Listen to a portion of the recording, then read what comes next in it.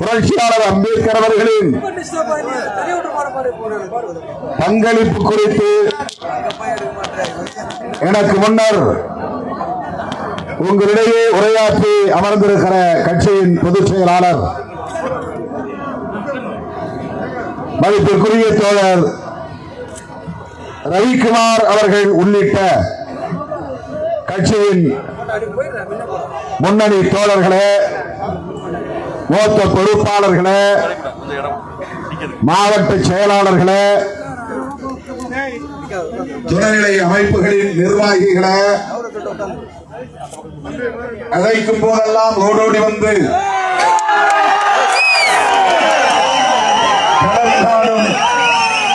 என் உயிரின் உயிரான விடுதலை சிறுத்தைகளே, உங்கள் அனைவருக்கும் என்னுடைய பணிவார்ந்த வணக்கத்தை தெரிவித்துக் கொள்கிறேன்.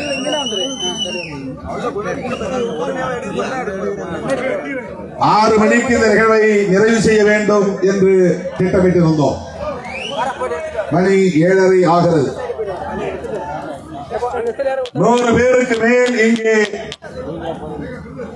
ஒவ்வொருவரும் 10 முறை புரட்சியாளர் அம்பேத்கர் அவர்களின் திருப்பெயரை உச்சரிக்க நாம் அனைவரும் திரும்ப அவருடைய திருப்பெயரை உச்சரித்திருக்கிறோம். ஒவ்வொருவரும் அப்படி கணக்கெடுத்துக் கொண்டால் 1000 முறை உச்சரித்திருக்கிறோம். இங்கே எல் விழுந்தால் எல் இறங்காது என்கிற அளவுக்கு கண்ணு கட்டிய தூரம் வரையில் கடலென திரண்டிருக்கிற என் உயிரின் உயிரான விடுதலை சிறுத்தைகள் ஒவ்வொருவரும் 1000 முறை அவருடைய பெயரை உச்சரித்திருக்கிறோம். 1000 பேர் 1000 முறை உச்சரித்தால் 10 லட்சம் பேர் 10 லட்சம் முறை. 10,000 பேர் உச்சரித்திருந்தால் 1 கோடி முறை.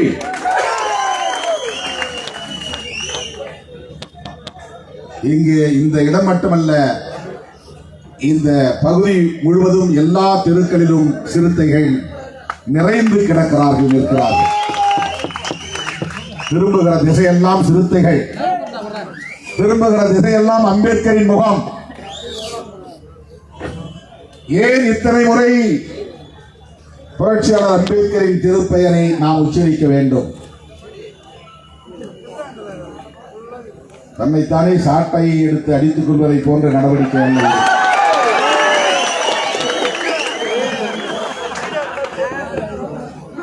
அமித்ஷா மாநிலங்களவையில் உரையாற்றுகிற போது அவரையும் அறியாமல் காங்கிரஸை விமர்சிப்பதாக ஆத்திரம் பட்டு ஆவேசப்பட்டு அம்பேத்கர் அம்பேத்கர் அம்பேத்கர் அம்பேத்கர் அம்பேத்கர் அம்பேத்கர் அம்பேத்கர் என்று மூச்சு விடாமல் சொல்லிக்கொண்டே இருக்கிறார். அப்படி சொல்லிக்கொண்டே இருக்கிறார்களாம் எதிர்கட்சிகளை சார்ந்தவர்கள், காங்கிரஸ் கட்சியை சார்ந்தவர்கள். எந்த அளவுக்கு அந்த பெயர் அவருக்கும் அவரை சார்ந்தவர்களுக்கும்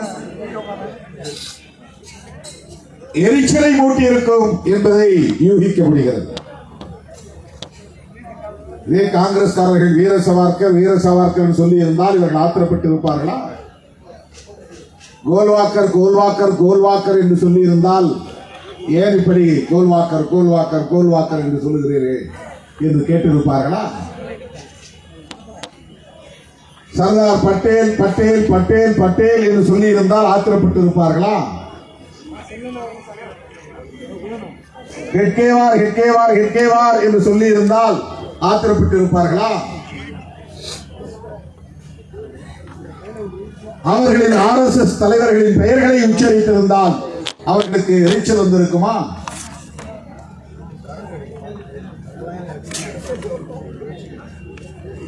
அம்பேத்கர் பெயரை எதிர்க்கட்சிகள் திரும்ப திரும்ப உச்சரிக்கிறார்கள் என்பதுதான்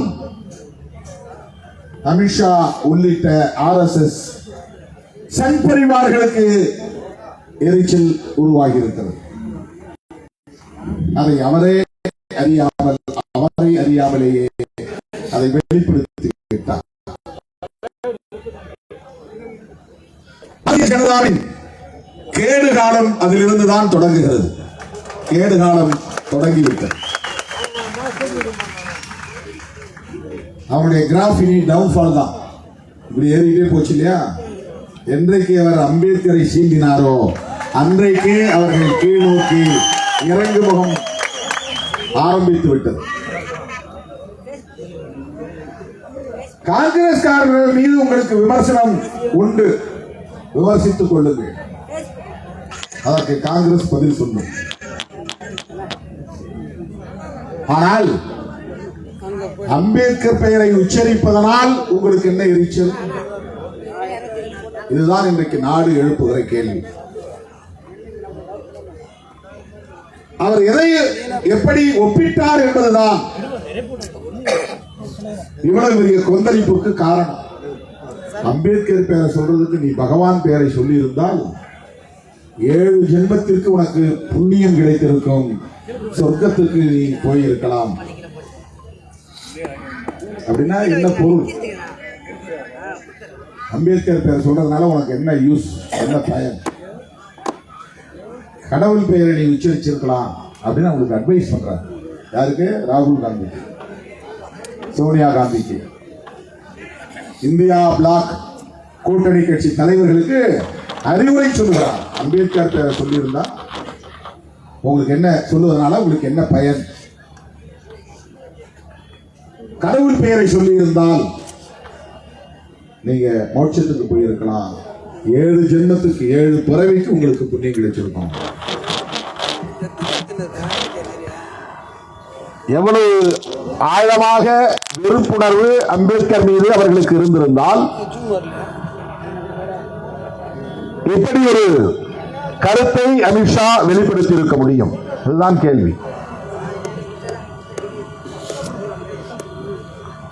கோயிலுக்கு போனால் கடவுளின் பெயரை உச்சரிப்பது பக்தர்களுக்குரிய வாடிக்கை. முருகன் கோயிலுக்கு போனால் முருகா முருகா முருகா முருகா என்று நாம் உச்சரிப்போம். சிவபெருமான் கோயிலுக்கு போனால் சிவசிவா சிவசிவா நமச்சிவாயா என்று உச்சரிக்கிறார்கள். திருப்பதி வெங்கடேச பெருமாள் கோயிலுக்கு போனால் வெங்கடேசா ஏழுமலையானே கண்ணை திறக்க மாட்டாயா என்று ஏழுமலையான் ஏழுமலையான் ஏழுமலையான் என்று கடவுள் பெயரை உச்சரிக்கிறார்கள். கோவிந்தா கோவிந்தா கோவிந்தா என்று உச்சரிக்கிறார்கள். பாராளுமன்றத்திலே கோவிந்தா கோவிந்தா என்று எப்படி உச்சரிக்க முடியும்? இதுதான் அம்பேத்கருக்கும் அமித்ஷாவுக்கும் இடையிலே உள்ள வேறுபாடு. அம்பேத்கரை பற்றியும் அமித்ஷாவுக்கு தெரியாது, அரசமைப்பு சட்டத்தை பற்றியும் அமித்ஷாவுக்கு தெரியாது. தெரிந்தால் தானே பேச, படித்தால் தானே பேச. அம்பேத்கரை அறிந்து கொள்வதற்கே கொஞ்சம் அறிவு தேவைப்படும். அம்பேத்கரை படிப்பதற்கே கொஞ்சம் ஞானம் தேவைப்படும்.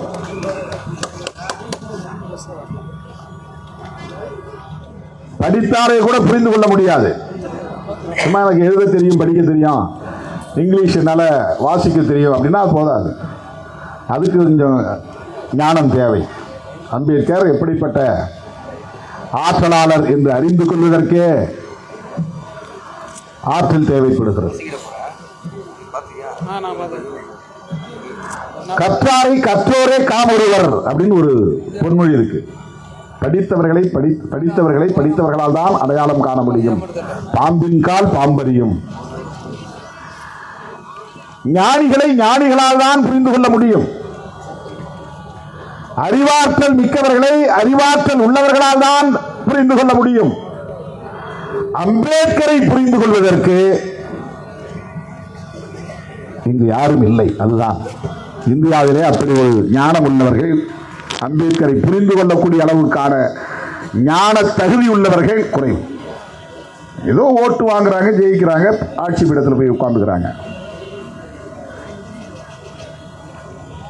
புரட்சியாளர் அம்பேத்கர் அவர்களை பற்றி படித்திருந்தால், அவருடைய பங்களிப்பை பற்றி ஆய்ந்திருந்தால், அவரால் அப்படி ஒரு வார்த்தையை சொல்லி இருக்க முடியாது. அதனால்தான் நாம் முழக்கம் போடும்போது சொன்னோம், தமிழில் எல்லாவற்றுக்கும் பழமொழி இருக்கிறது. எதை சொல்ல வேண்டுமானாலும் அதற்கு ஒரு பழமொழி இருக்கிறது. கழுதைக்கு தெரியுமா கற்பூர வாசனை என்று பழமொழி உண்டு. அதனால்தான் சாணி எடுத்து அடிக்கிறான், அதனால்தான் செருப்பு மாலை போடுறான், அதனால்தான் கல்லெடுத்து வீசுறான். ஏன்னா அம்பேத்கரை பற்றி இங்கே இருப்பவர்களுக்கு புரிந்து கொள்வதற்கே போதிய ஞானம் இல்லை. இந்தியாவின் பிரதமர் நாற்காலியிலே அமர்ந்திருக்கலாம், உள்துறை அமைச்சர் இருக்கையிலே அமர்ந்திருக்கலாம், ஆனால் புரட்சியாளர் அம்பேத்கர் அவர்களை பற்றி அவர் அறிந்தது மிக மிக சொற்பம். அவங்களுக்கெல்லாம் தெரிஞ்சது என்னன்னா, அவர் ஒரு ஷெட்யூல் காஸ்ட், தீண்டப்படாத சமூகத்திலே பிறந்தவர். எப்படியோ அவர் நிறைய படித்து விட்டார், ஸ்காலர்ஷிப் கிடைச்சது, அதனால் அவர் அரசமைப்பு சட்டத்தை எழுதுகிற வாய்ப்பை பெற்றுக் கொண்டார். இந்தியாவில் மிக உயர்ந்த சாதியில் பிறந்தவர்கள், கடவுளிடம் நெருக்கமாக நின்று சமஸ்கிருத பாஷையில் பேசக்கூடியவர்கள், உயர்ந்த சாதியை சார்ந்தவர்கள் ஏன் அம்பேத்கரை போல அரசமைப்பு சட்டத்தை எழுதியிருக்க வேண்டியதுதானே? அதற்கு ஞானம் தேவை, அதற்கு ஞானம் தேவை. ஒரு பக்கம் ஆங்கிலத்திலே அல்லது அவர்கள் பேசுகிற இந்தியிலே கூட அரசமைப்பு சட்டத்தை பற்றி எழுதுவதற்கே தகுதி இல்லாதவர்கள் இன்றைக்கு ஆட்சியிடத்தில் அமர்ந்திருக்கிறார்கள். ஒரு டெஸ்ட் வச்சு பார்க்கலாம், இருக்கிற கேபினெட் மினிஸ்டர்ஸ் எல்லாம் உட்கார வச்சு, நரேந்திர மோடி, அமித்ஷா, சிறு குறிப்பு வரைக, இந்திய அரசமைப்பு சட்டம் சிறு குறிப்பு வரைக, 100 சொற்களுக்கு மிகாமல் எழுதுக அப்படின்னு ஒரு பரீட்சை வைத்தால் இவர்கள் எல்லாம் தேர்ச்சி அடைவார்களா?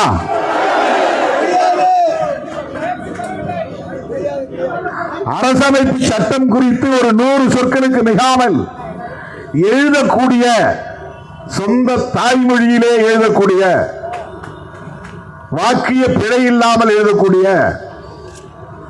தகுதி உள்ளவர்களா இவர்கள்? எழுதிய சட்டத்தை படிச்சுட்டு அல்லது இந்த வரலாற்றை படித்துவிட்டு அதை பற்றி எழுதுவதற்கு கூட ஆற்றல் இல்லாதவர்கள் தான் அம்பேத்கரை விமர்சித்துக் கொண்டிருக்கிறார்கள். 133 அதிகாரங்களில் 1330 குறளை ஐயன் திருவள்ளுவன் எழுதியிருக்கிறான் என்று சொன்னால், அந்த 1330 குறளுக்கும் ஒவ்வொரு நூற்றாண்டிலும் பல பேர் பிறந்து வந்து படித்து பொழிப்புரை எழுதிக்கொண்டே இருக்கிறார்கள். இன்னும் அடுத்தடுத்த நூற்றாண்டுகளிலும் எழுதிக்கொண்டே இருப்பார்கள். அப்படி ஒரு 1330 குறளை 7 சொற்களில் எழுதுவதற்கு எவ்வளவு ஞானம் இருந்திருந்தால் அப்படி எழுதியிருக்க முடியும்? அது விவரிக்கவே முடியாது, மதிப்பீடே செய்ய முடியாது. திருவள்ளுவருக்கு இருந்த ஞானத்தை மதிப்பீடு செய்ய முடியாது. உலகமே பாராட்டக்கூடிய அளவுக்கான ஒரு அரசமைப்பு சட்டத்தை புரட்சியாளர் அம்பேத்கர் அவர்கள் எழுதி முடித்திருக்கிறார் என்று சொன்னால், அந்த அரசமைப்பு சட்டத்தை எழுதுவதற்கு எவ்வளவு ஞானம் இருந்திருக்க வேண்டும், அறிவு, ஆற்றல் இருந்திருக்க வேண்டும் என்பதை நம்மால் கற்பனை கூட செய்து பார்க்க முடியாது. உச்ச நீதிமன்றத்தில் அந்த சட்டத்தை படிச்சுட்டு ஆர்கியூ பண்றவனை பார்த்து எல்லாம் வாய் புழக்கிறான். பயங்கரமான லாயருங்க, பயங்கரமா பேசுறாரு. கான்ஸ்டிடியூஷன் எடுத்துக்கிட்டா அவர் பேசும்போது அப்படியே நீதிமன்றமே நிசப்தமாகிவிடும். அதுல இருக்கிறத படிச்சுட்டு பேசுறதுக்கே இப்படி வாய் புழக்கிறான். அம்பேத்கர் எழுதியவர் எப்படிப்பட்ட ஆற்றல் பெற்றவராக இருந்திருப்பார்? அந்த சட்டத்தை எழுதிய புரட்சியாளர் அம்பேத்கர் எத்தகைய ஞான கடலாக இருந்திருப்பார் என்பதை எண்ணி பார்க்க வேண்டும். அது வெறும் லா இல்ல, அதுதான் நமக்கு முக்கியம். வெறும் சட்டம் இல்லை, லீகல் டெர்மினாலஜி. ஒவ்வொரு துறையிலும் ஒவ்வொரு டெர்மினாலஜி இருக்கு, சொல்லாடல்கள் இருக்கிறது, சொற்கள். மெடிக்கல் டெர்மினாலஜி நமக்கு தெரியுமா? தெரியாது, டாக்டர்ஸ்ல தான் தெரியும், அவங்களுக்குள்ள பேசுவாங்க. நமக்கு இதய நோயின்னு சொல்ல தெரியும். ஆனால் அது என்ன மாதிரி இருக்குங்கிறது அவங்களுக்கு தான் தெரியும். அந்த மெடிக்கல் டெர்மினாலஜி டாக்டர்ஸ்களுக்குள்ள தான் பேசி புரிஞ்சுக்க முடியும். அந்த மாதிரி தான் லாவில் நமக்கு ஒரு சில வார்த்தைகள் தெரியும், அந்த சட்டத்தின் பெயர் தெரியும், அவ்வளவுதான். கான்ஸ்டிடியூஷன் சொல்ல தெரியும். ஆனால் அதில் பயன்படுத்தப்பட்டிருக்கிற சொற்கள் ஒவ்வொன்றும் ஒரு வரலாற்று பின்னணி கொண்டது. அதை எங்கிருந்தும் பார்த்து காப்பியடித்து எழுதிவிட முடியாது.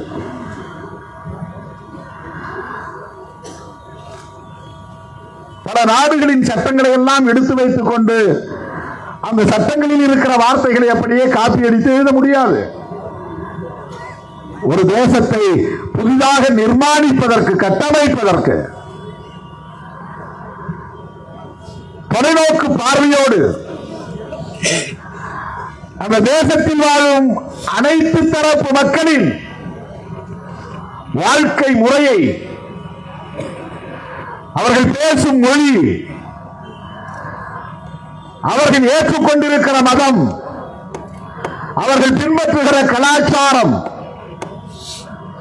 அவர்களின் உணவு முறை, உடை முறை, அவர்களின் நீண்டகால பாரம்பரியம், கண்டிஷன்ஸ், இவற்றையெல்லாம் அறிந்திருந்தால், தெரிந்திருந்தால் மட்டும்தான் அந்த மக்களுக்கு தேவையான ஒரு அரசமைப்பு சட்டத்தை தொலைநோக்கு பார்வையோடு எழுத முடியும். ஆகவே அரசமைப்பு சட்டத்தை எழுதுவதற்கு முன்பு இந்த தேசத்தை பற்றிய ஞானம் இருந்திருக்க வேண்டும். தேசப்பிதா காந்தியடிகளும் பாரிஸ்டர் பட்டம் பெற்றவர் தான். பாரத் லா. ஐயா, நீங்க தான் இங்க மகாத்மா, நீங்களே எழுதுங்கன்னு யாரும் சொல்லல. பண்டிட் ஜவஹர்லால் நேரு அவர்களின் தந்தை மோதிலால் நேரு அவர்களும் பாரத் லா முடித்தவர் தான். நாம இங்க படிக்கிறது பிஎல் போட்டுக்கிறோம் இல்லையா, இப்ப எல்எல்பின்னு அதை மாத்தி இருக்காங்க. லண்டன்ல போய் படிச்சுட்டு வந்தா அது பேரு பாரத் லான் பேரு, பார் அட் லா, பாரிஸ்டர் பட்டம் பேரு. இவங்க எல்லாம் லண்டன்ல போய் படிச்சுட்டு வந்தவங்க தான். டாக்டர் ராஜேந்திர பிரசாத் டாக்டர், அவரும் லா படிச்சவர் தான், அரசியல் நிர்ணய சபையில். அந்த குழு டிராஃப்டிங் கமிட்டியில் இருந்தவங்கள எல்லாரும் லா படிச்சவங்க தான். அது எல்லாரும் உயர்ந்த சாதி, 7 பேர். அதுல ஒருத்தர் முஸ்லீம், ஒருத்தர் தலித், மிச்சம் 5 பேரும் பிராமணர்கள் தான். இந்த 7 பேர் கொண்ட டிராஃப்டிங் கமிட்டி இருக்குல்ல, வரைவு குழு, அந்த 7 பேர்ல 5 பேரும் பிராமணர்கள் தான். நீங்க தான் சாதியில வசந்தவங்க, நீங்களே எழுதுங்கன்னு யாரும் சொல்லல. ஏனென்றால் அது ஒரு போராட்டத்துக்கு எழுதுற துண்டறிக்கை கிடையாது, ஒரு பிக் நோட்டீஸ் அடிச்சு எழுதி போடுறதுக்கு. தேர்தல் பிரச்சார வாக்குறுதிகள் இல்லை, எலெக்ஷன் மேனிஃபெஸ்டோ இல்லை. ஒரு சங்கத்துக்கு எழுதுற பைலா, எவன் வேணாலும் சங்கம் தொடங்கலாம், எவன் வேணாலும் கட்சி ஆரம்பிக்கலாம். யாராவது ஒரு அட்வொகேட்டை கொடுத்தா அவன் பைலாஸ் எழுதி கொடுத்துருவான், துணை விதிகள். அதுக்கு எவனும் படிச்சிருக்கணும்னு அவசியம் இல்லை. அதை கொண்டு போய் எலெக்ஷன் கமிஷனில் கொடுத்தா பதிவு பண்ணி கொடுத்துருவான். கட்சி நிறுவனர் ஆயிடுவார் அவர், ஒரு கட்சி நிறுவனர். அந்த மாதிரி ஒரு சங்கத்துக்கு தலைவர் ஆயிடுவான். அந்த மாதிரி அல்ல கான்ஸ்டிடியூஷன் எழுதுறது. கான்ஸ்டிடியூஷன் என்றால் கட்டமைத்தல் என்று பொருள். கான்ஸ்டிடியூஷன் ஆஃப் இந்தியா என்றால் இந்தியாவை கட்டமைத்தல் என்று பொருள். அப்படின்னா ஏற்கனவே இந்தியா இருந்ததா என்றால் ஒரு நிலப்பரப்பு, ஒரு எல்லை இருந்ததை தவிர இந்தியா என்கிற ஒரு நேஷன்ஹுட், ஒரு தேசியம் இல்லை. ஒரே தேசம் என்கிற உணர்வு இந்த தேசத்தின் முழுக்க வாழக்கூடிய மக்களிடத்தில் கிடையாது. அந்தந்த பகுதியில் அவன் இதுதான் என் தேசம். சில பேருக்கு ஊரே ஒரு உலகமா இருக்கும், அந்த ஊரை தாண்டி எவனும் போக மாட்டான். ஊர்லேயே பிறந்து, ஊர்லேயே வாழ்ந்து, ஊர்லேயே மடிஞ்சு போயிடுவான். மெட்ராஸ் பார்க்காம எத்தனை பேர் செத்து போனவளா இருக்கிறான். பக்கத்து ஒரு டவுனுக்கு போகாத ஆள்லாம் நிறைய பேர் உண்டு. பிறந்த ஊர், புகுந்த ஊர் அதுதான் தெரியும். வாக்கப்பட்ட ஊர், பிறந்த ஊர் 2 தான் தெரியும். அப்படிலாம் மனிதர்கள் வாழ்ந்து மறைஞ்சிடுறாங்க. இந்தியா என்கிற நிலப்பரப்பு வெள்ளைக்காரன் ஆண்ட காலத்திலே எப்படி இருந்தது, இன்னைக்கு இருக்கிற மாதிரி கிடையாது. ஆப்கானிஸ்தான் வரையிலும் அவனுடைய ஆட்சி எல்லை பரப்பு இருந்துச்சு. இன்னைக்கு இருக்கிற பாகிஸ்தான் இருக்குல்ல, அதெல்லாம் ஒரே இந்தியா எல்லைக்குள்ளதான் இருந்துச்சு. இன்னைக்கு இருக்கிற பங்களாதேஷ் இருக்குல்ல, அது பெங்கால் என்கிற பெயர்ல ஒன்னா இருந்துச்சு. வெஸ்ட் பெங்காலும் பங்களாதேஷும் ஒரே பகுதியா இருந்துச்சு. மியான்மர், இன்னைக்கு மியான்மர், அன்னைக்கு பேரு பர்மா. அது பிரிட்டிஷ்காரன் கண்ட்ரோல்ல தான் இருந்துச்சு. அதுதான் அகண்ட பாரதம் அவங்க மொழியில, ஆர்எஸ்எஸ் காரர்கள் மொழியில. ஆனா அந்தந்த பகுதியில் வாழக்கூடியவர்கள் அவரவர் நிலப்பரப்புக்குள்ளே அவரவர் பேசுகிற மொழி, அவரவர் கலாச்சாரம் என்கிற நிலைக்குள்ளே சுருங்கி கிடந்தார்கள். ஒரு நேஷன்ஹுட் என்பது கிடையாது, ஒரே தேசம் என்கிற உணர்வு கிடையாது. அப்படிப்பட்ட ஒரு சூழலில் வெள்ளைக்காரன் 1600 முதலில் பெங்கால் பகுதியிலே தான் வந்து இறங்கலாம். கிழக்கு இந்தியா, இந்தியாவுடைய கிழக்கு பகுதி, கிழக்கிந்திய கம்பெனி, ஈஸ்ட் இந்தியா கம்பெனி. அவங்கெல்லாம் வணிகர்கள், வியாபாரம் செய்யறதுக்கு எலிசபெத் மகாராணியிடம் உரிமை வாங்கி கொண்டு, லைசன்ஸ் அனுமதி பெற்றுக்கொண்டு இங்கே வியாபாரம் செய்ய வந்தவர்கள்.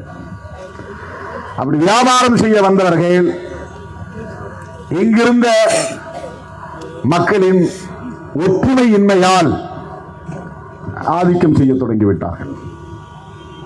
வெறும் லாபத்தை பார்க்கிற பிசினஸ் மட்டும் பண்ணாம அங்கங்கே சிற்றரசுகளா இருந்துச்சு. ஒரே மன்னன் கிடையாது இந்தியா முழுக்க, பல சுதேச பிரதேசங்கள் இருந்தன, சமஸ்தானங்கள். அதுக்கு பேர் சமஸ்தானங்கள். அந்தந்த பகுதியில் ஒருத்தன் தாதாவா இருப்பான், அவன் தன்னை வந்து மன்னர்னு சொல்லிக்குவான். ஒரு மாவட்ட செயலாளர் எடுத்துக்க, அவர் வந்து ஒரு மன்னர் மாதிரி, ஒரு குறுநில மன்னர் மாதிரி. இது என் ஏரியா உள்ள வராத, இங்க போஸ்ட் ஒட்டாத, என் பேரை பெருசாகினா அப்புறம் ஒட்டி ஆளை விட்டு அழிச்சிருவேன்.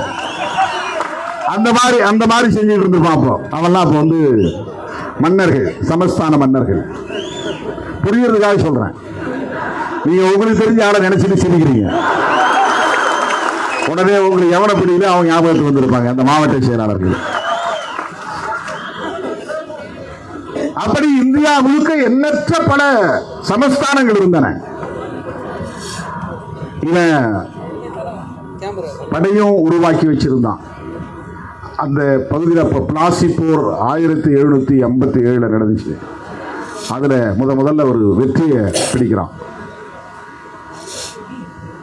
அதுக்கு பிறகு பக்சார் போர் அப்படின்னு ஒரு இடத்துல சண்டை, அதுலயும் அவன் வெற்றி பெறான். இப்படி வரி வசூல் பண்றது, நிர்வாகம் பண்றது, இந்த உரிமைகளை பிரிட்டிஷ் அரசாங்கத்தில் கேட்டு வாங்கிக்கிறான்.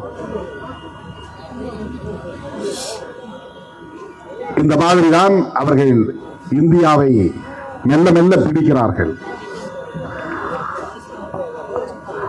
இவர்கள் முறையாக பட்ஜெட், வரவு செலவு கணக்குகளை காட்டுறதில்லை. நெருக்கடி, நிதி நெருக்கடி. பிரிட்டிஷ் பாராளுமன்றத்தில் போய் இது பற்றி அவர்கள் முறையிடுகிறார்கள். அப்ப அவன் ஒரு சட்டம் போடுறான் 1773, 18ஆம் நூற்றாண்டுல. அதான் ஒழுங்குமுறை சட்டம். முதல்ல இந்தியாவுக்கு ஒரு நிர்வாக சட்டம் வருவது அதுதான், பிரிட்டிஷ்காரன் தலையீடு.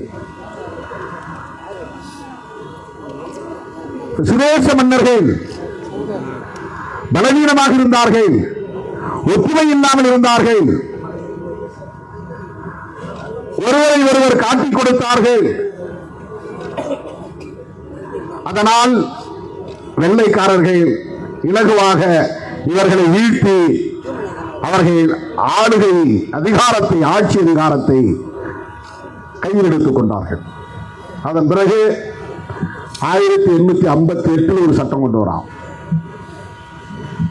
அந்த சட்டம் தான் இந்தியாவை, அவனுடைய கட்டுப்பாட்டில் இருக்கிற பகுதிகளை ஆட்சி செய்வதற்கான ஒரு சட்டம். இந்தியன் கவுன்சில் ஆக்ட், சட்டசபை உருவாக்குறோம், மத்திய சட்டசபை உருவாக்குறோம். பிரிட்டிஷ் இந்தியா பகுதி, இந்தியாவுக்குள்ள பிரிட்டிஷ் இந்தியாங்கிறது வேற, சமஷ்டி இந்தியாங்கிறது வேற. குறுநில மன்னர்கள் வெள்ளைக்காரனுக்கு கட்டுப்பட்டு இருப்பான், ஆனா சுதந்திரமா அவன் வரி வசூல் அவன் பண்ணிக்குவான். பிரிட்டிஷ் இந்தியாங்கிறது நேரடியா அவன் கட்டுப்பாட்டில் இருக்கிற பகுதி. இந்தியா முழுக்க நேரடியாக அவனுடைய கட்டுப்பாட்டில் இல்லை. நான் பல முறை சொல்லியிருக்கிற கூட்டங்கள்ல Bombay presidency Kolkata presidency, Bengal presidency, அதாவது கொல்கத்தா பிரசிடென்சி, மதராஸ் பிரசிடென்சி, இதெல்லாம் அவருடைய கட்டுப்பாட்டில் இருந்த பகுதி.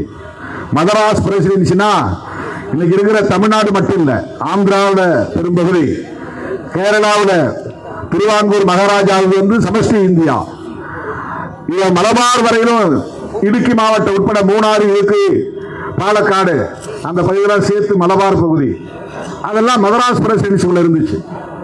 கேஜிஎஃப் கோலார் தங்கரையன் பெங்களூர் வரையிலும் மதராஸ் பிரசிடென்சியில் இருந்துச்சு.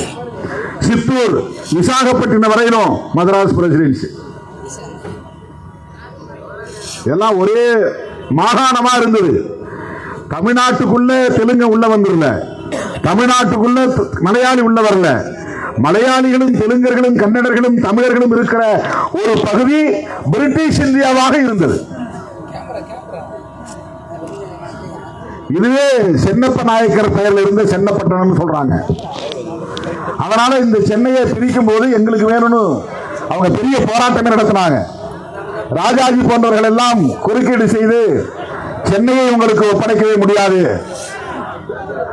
வேண்டுமானால் திருப்பதியை எடுத்துக் கொள்ளுங்கள் என்று திருப்பதியை கொடுத்தார்கள். திருப்பதியும் திருத்தணியும் கொடுத்துட்டு சென்னையை வாங்கினாங்க.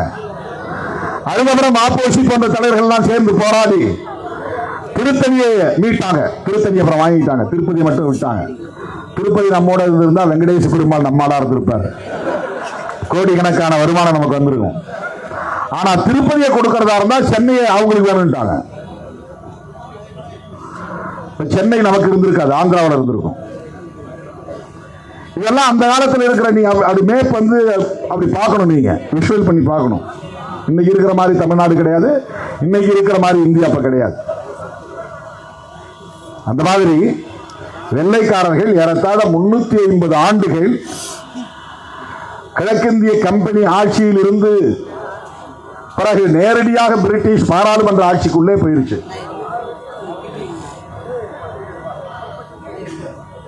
பல சட்டங்கள் வருது. நேரடியா பிரிட்டிஷ் பாராளுமன்றத்தின் கட்டுப்பாட்டுக்குள்ள பிரிட்டிஷ் இந்தியா பகுதி போயிருச்சு. எதுவா இருந்தாலும் நீதி தொடர்பான வழக்குகளா இருந்தா அந்த பிரிவி கவுன்சில் தான் போகணும், அப்பீல் மேல்முறையீட்டுக்கு. சட்டத்தில் ஏதாவது திருத்தம் வேணும்னா parliament, house of common, house of lords, 2 அவை உண்டு.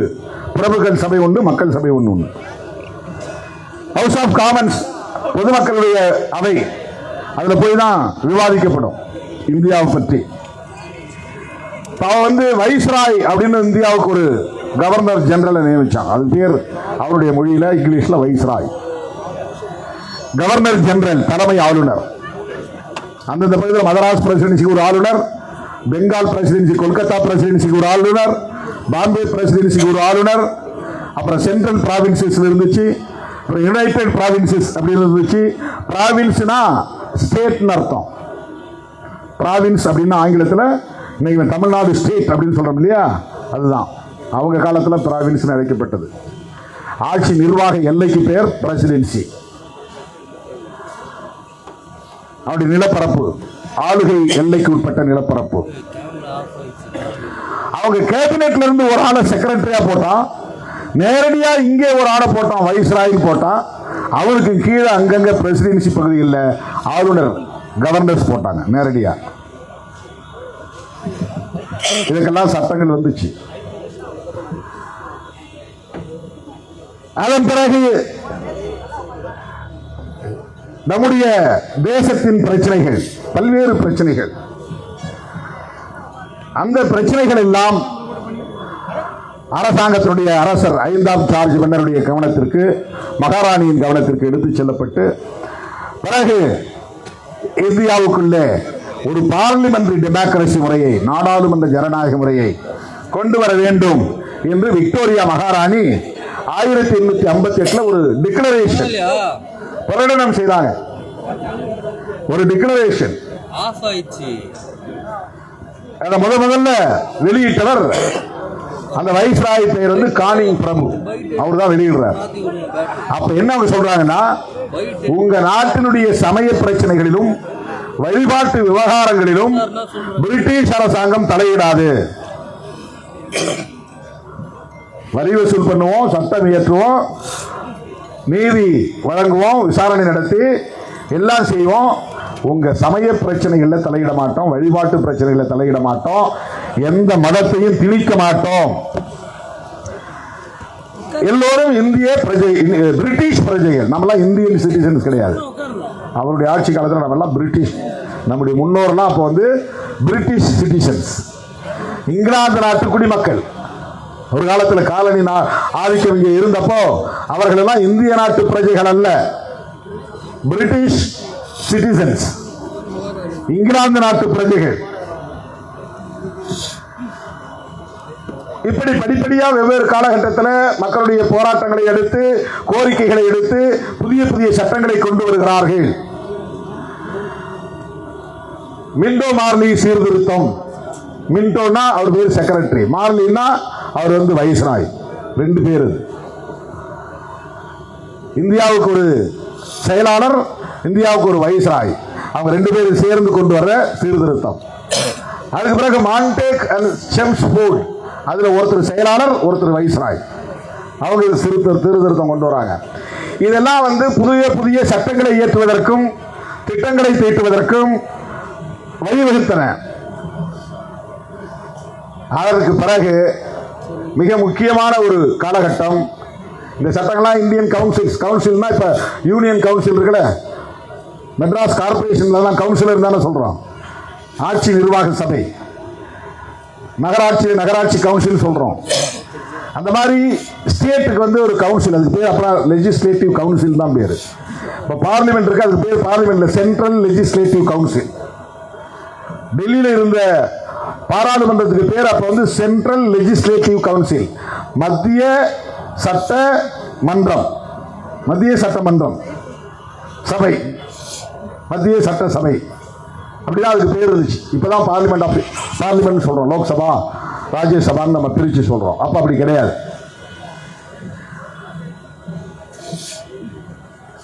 இந்தியாவுக்கு ஒரு அரசமைப்பு சட்டம் தேவைப்படுகிறது. இது காங்கிரஸ் கட்சியுடைய தீர்மானம். இதே 1928 சென்னையில் காங்கிரஸ் கட்சியுடைய மாநாட்டு தீர்மானம் நிறைவேற்றுறாங்க. அவன் வெள்ளக்காரன் கேட்கிறான், உங்களுக்கு அரசியலமைப்பு சட்டம் எழுதுறதுக்கு உங்களிலே ஆள் இருக்காங்களா, எழுத முடியுமா, உங்களால் உருவாக்க முடியுமா? ஒரு 20 கட்சி ஒன்னா சேர்ந்து, 20-25 கட்சி ஒன்னா சேர்ந்து ஒரு குழுவை உருவாக்கி அந்த குழுவுக்கு ஒரு தலைவரை நியமிக்கிறாங்க. அந்த தலைவர் யாருன்னா மோத்திலால் நேரு. மோத்திலால் நேரு யாரு? ஜவஹர்லால் நேருடைய அப்பா, அவர் பாரிஸ்டர். அவங்க எல்லாம் சேர்ந்து ஒரு கான்ஸ்டிடியூஷனை ஃப்ரேம் பண்ணி பிரிட்டிஷ்காரன் கொடுக்குறாங்க. அது வேஸ்ட்னு தூக்கி போட்டுறாங்க.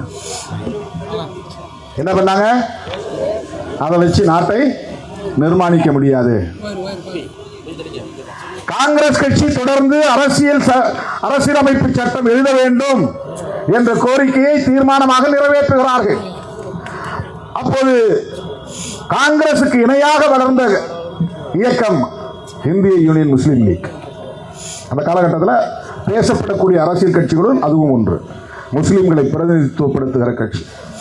இவர்கள் எல்லோரும் சேர்ந்து இந்திய நாட்டுக்கு ஒரு அரசமைப்பு சட்டம் தேவை என்கிற கருத்தை முன்வைத்ததை அடுத்து பிரிட்டிஷ் அரசாங்கம் சைமன் குழுவை அனுப்புகிறது. சைமன்கிற ஒரு அதிகாரியின் தலைமையில் 1927 சைமன் குழு. அதுல சில உறுப்பினர்களை போடுறாங்க. அந்த உறுப்பினர்களை ஒருத்த கூட இந்தியன்ஸ் கிடையாது, இந்தியாவை சார்ந்தவர்கள் கிடையாது. அதனால காந்தியடிகள் என்ன பண்றாருன்னா, சைமன் குழுவை புறக்கணிப்போம், எல்லோருக்கும் அறைகோல் விடுக்கிறார், யாரும் சைமன் குழுவை பார்க்க கூடாது. இந்த இடத்தில் தான் புரட்சியாளர் அம்பேத்கர் எத்தகைய ஆளுமை மிக்கவர் என்பதை புரிந்து கொள்ள வேண்டும், எவ்வளவு விழிப்பாய் இருந்திருக்கிறார் என்பதை புரிந்து கொள்ள வேண்டும், எவ்வளவு சமூக அக்கறையோடு இருந்திருக்கிறார் என்பதை புரிந்து கொள்ள வேண்டும், எந்த அளவுக்கு விளிம்புநிலை மக்களின் மீது கவலை கொண்டிருந்தார் என்பதை புரிந்து கொள்ள வேண்டும். தேசமே தன்னை மகாத்மா என்று சொல்லுகிற நிலையில், தேச பிதா என்று சொல்லுகிற நிலையில் தன்னுடைய பேச்சை அனைவரும் மீற மாட்டார்கள் என்கிற நம்பிக்கையில சைமன் குழுவை புறக்கணிப்போம் என்று அறைகோல் எடுக்கிறார். புரட்சியாளர் அம்பேத்கர் ஒருவர் மட்டும் சைமனை சந்தித்து மனு கொடுக்கிறார்.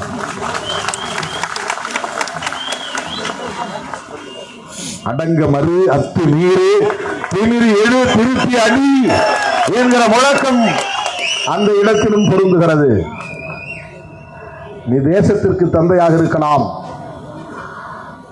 சாதி இந்துக்களுக்கு மகாத்மாவாக இருக்கலாம், ஆனால் ஒடுக்கப்பட்ட மக்களுக்கு இதோ நான் எழுந்துவிட்டேன் என்று எழுந்தவர்தான் புரட்சியாளர் அம்பேத்கர் அவர்கள். அந்த அறைகூடை அவர் பொருட்படுத்தவில்லை, அதற்கு அடங்கி போகவில்லை. தேசப்பிதாவை மீறுகிறோமே என்றெல்லாம் அவர் அச்சப்படவில்லை. சைமன் குழுவை சந்தித்து இங்குள்ள சமூக அவலங்களை எடுத்துரைத்து தலித்துகள், பழங்குடிகள், இதர சிறுபான்மையினர் அதிகார வலிவில்லாமல் இருக்கிறார்கள், கல்வி வேலைவாய்ப்பு மறுக்கப்பட்டு அடிமை சகதியில் உழலுகிறார்கள் என்பதை பக்கம் பக்கமாக எழுதி கோரிக்கை மனுவாக கொடுத்தவர் புரட்சியாளர் அம்பேத்கர் அவர்கள். அந்த சைமன் குழு ஒரு முறைக்கு 2 முறை வந்தது, பல்லாயிரக்கணக்கான கிலோமீட்டர் பயணம் செய்தது. கடுமையான எதிர்ப்பு காங்கிரஸ் தரப்பிலிருந்து, புறக்கணிக்க வேண்டும் என்கிற கூக்குரல், போராட்டங்கள், ஆர்ப்பாட்டங்கள். ஆனாலும் சைமன் குழு திட்டமிட்டபடி தனது பயணத்தை வெற்றிகரமாக முடித்து பிரிட்டிஷ் அரசாங்கத்திடம் அறிக்கை சமர்ப்பித்தது. அந்த அறிக்கை தான் அரசமைப்பு சட்டத்தை உருவாக்க வேண்டிய தேவையை உணர்த்துகிறது. அந்த அறிக்கையின் அடிப்படையில் தான் வட்டமேசை மாநாட்டை நடத்துவதற்கு பிரிட்டிஷ் அரசாங்கத்திற்கு வழிவகை செய்தது.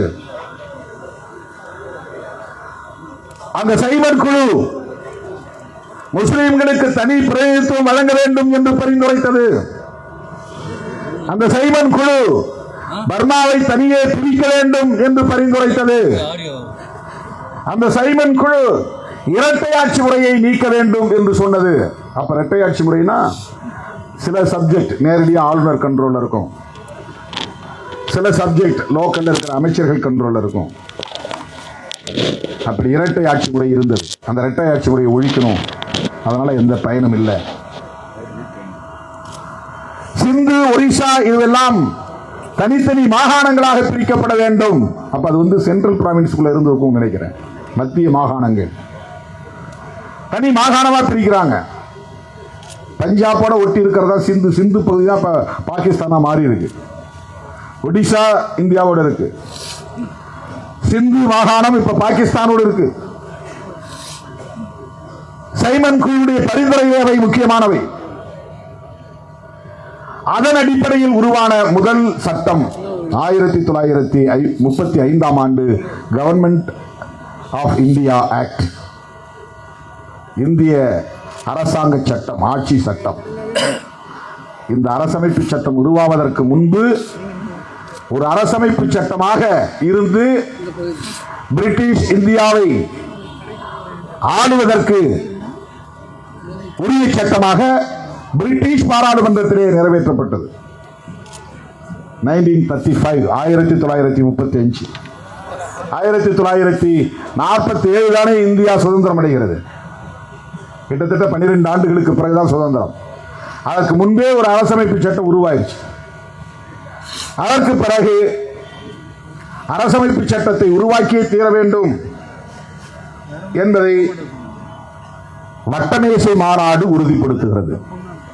இந்த சைமன் குழுவினுடைய பரிந்துரையின் அடிப்படையில் தான் சிறுபான்மையினரின் நலன்கள் குறித்தும் விவாதிக்க வேண்டும் என்கிற அடிப்படையில் எப்படி இந்த சட்டங்கள் எல்லாம் 1909 போட்ட சட்டம், 1919 போட்ட சட்டம், இதெல்லாம் எப்படி நடைமுறையில் இருக்கிறது, இந்த சட்டங்களால் மக்கள் பயன்பெறுகிறார்களா, ஆட்சி நிர்வாகம் முறையாக நடக்கிறதா, ஜனநாயகம் பாதுகாக்கப்படுகிறதா என்பதையெல்லாம் கண்டறியும் நோக்கில் அனுப்பப்பட்ட குழுதான் சைமன் குழு.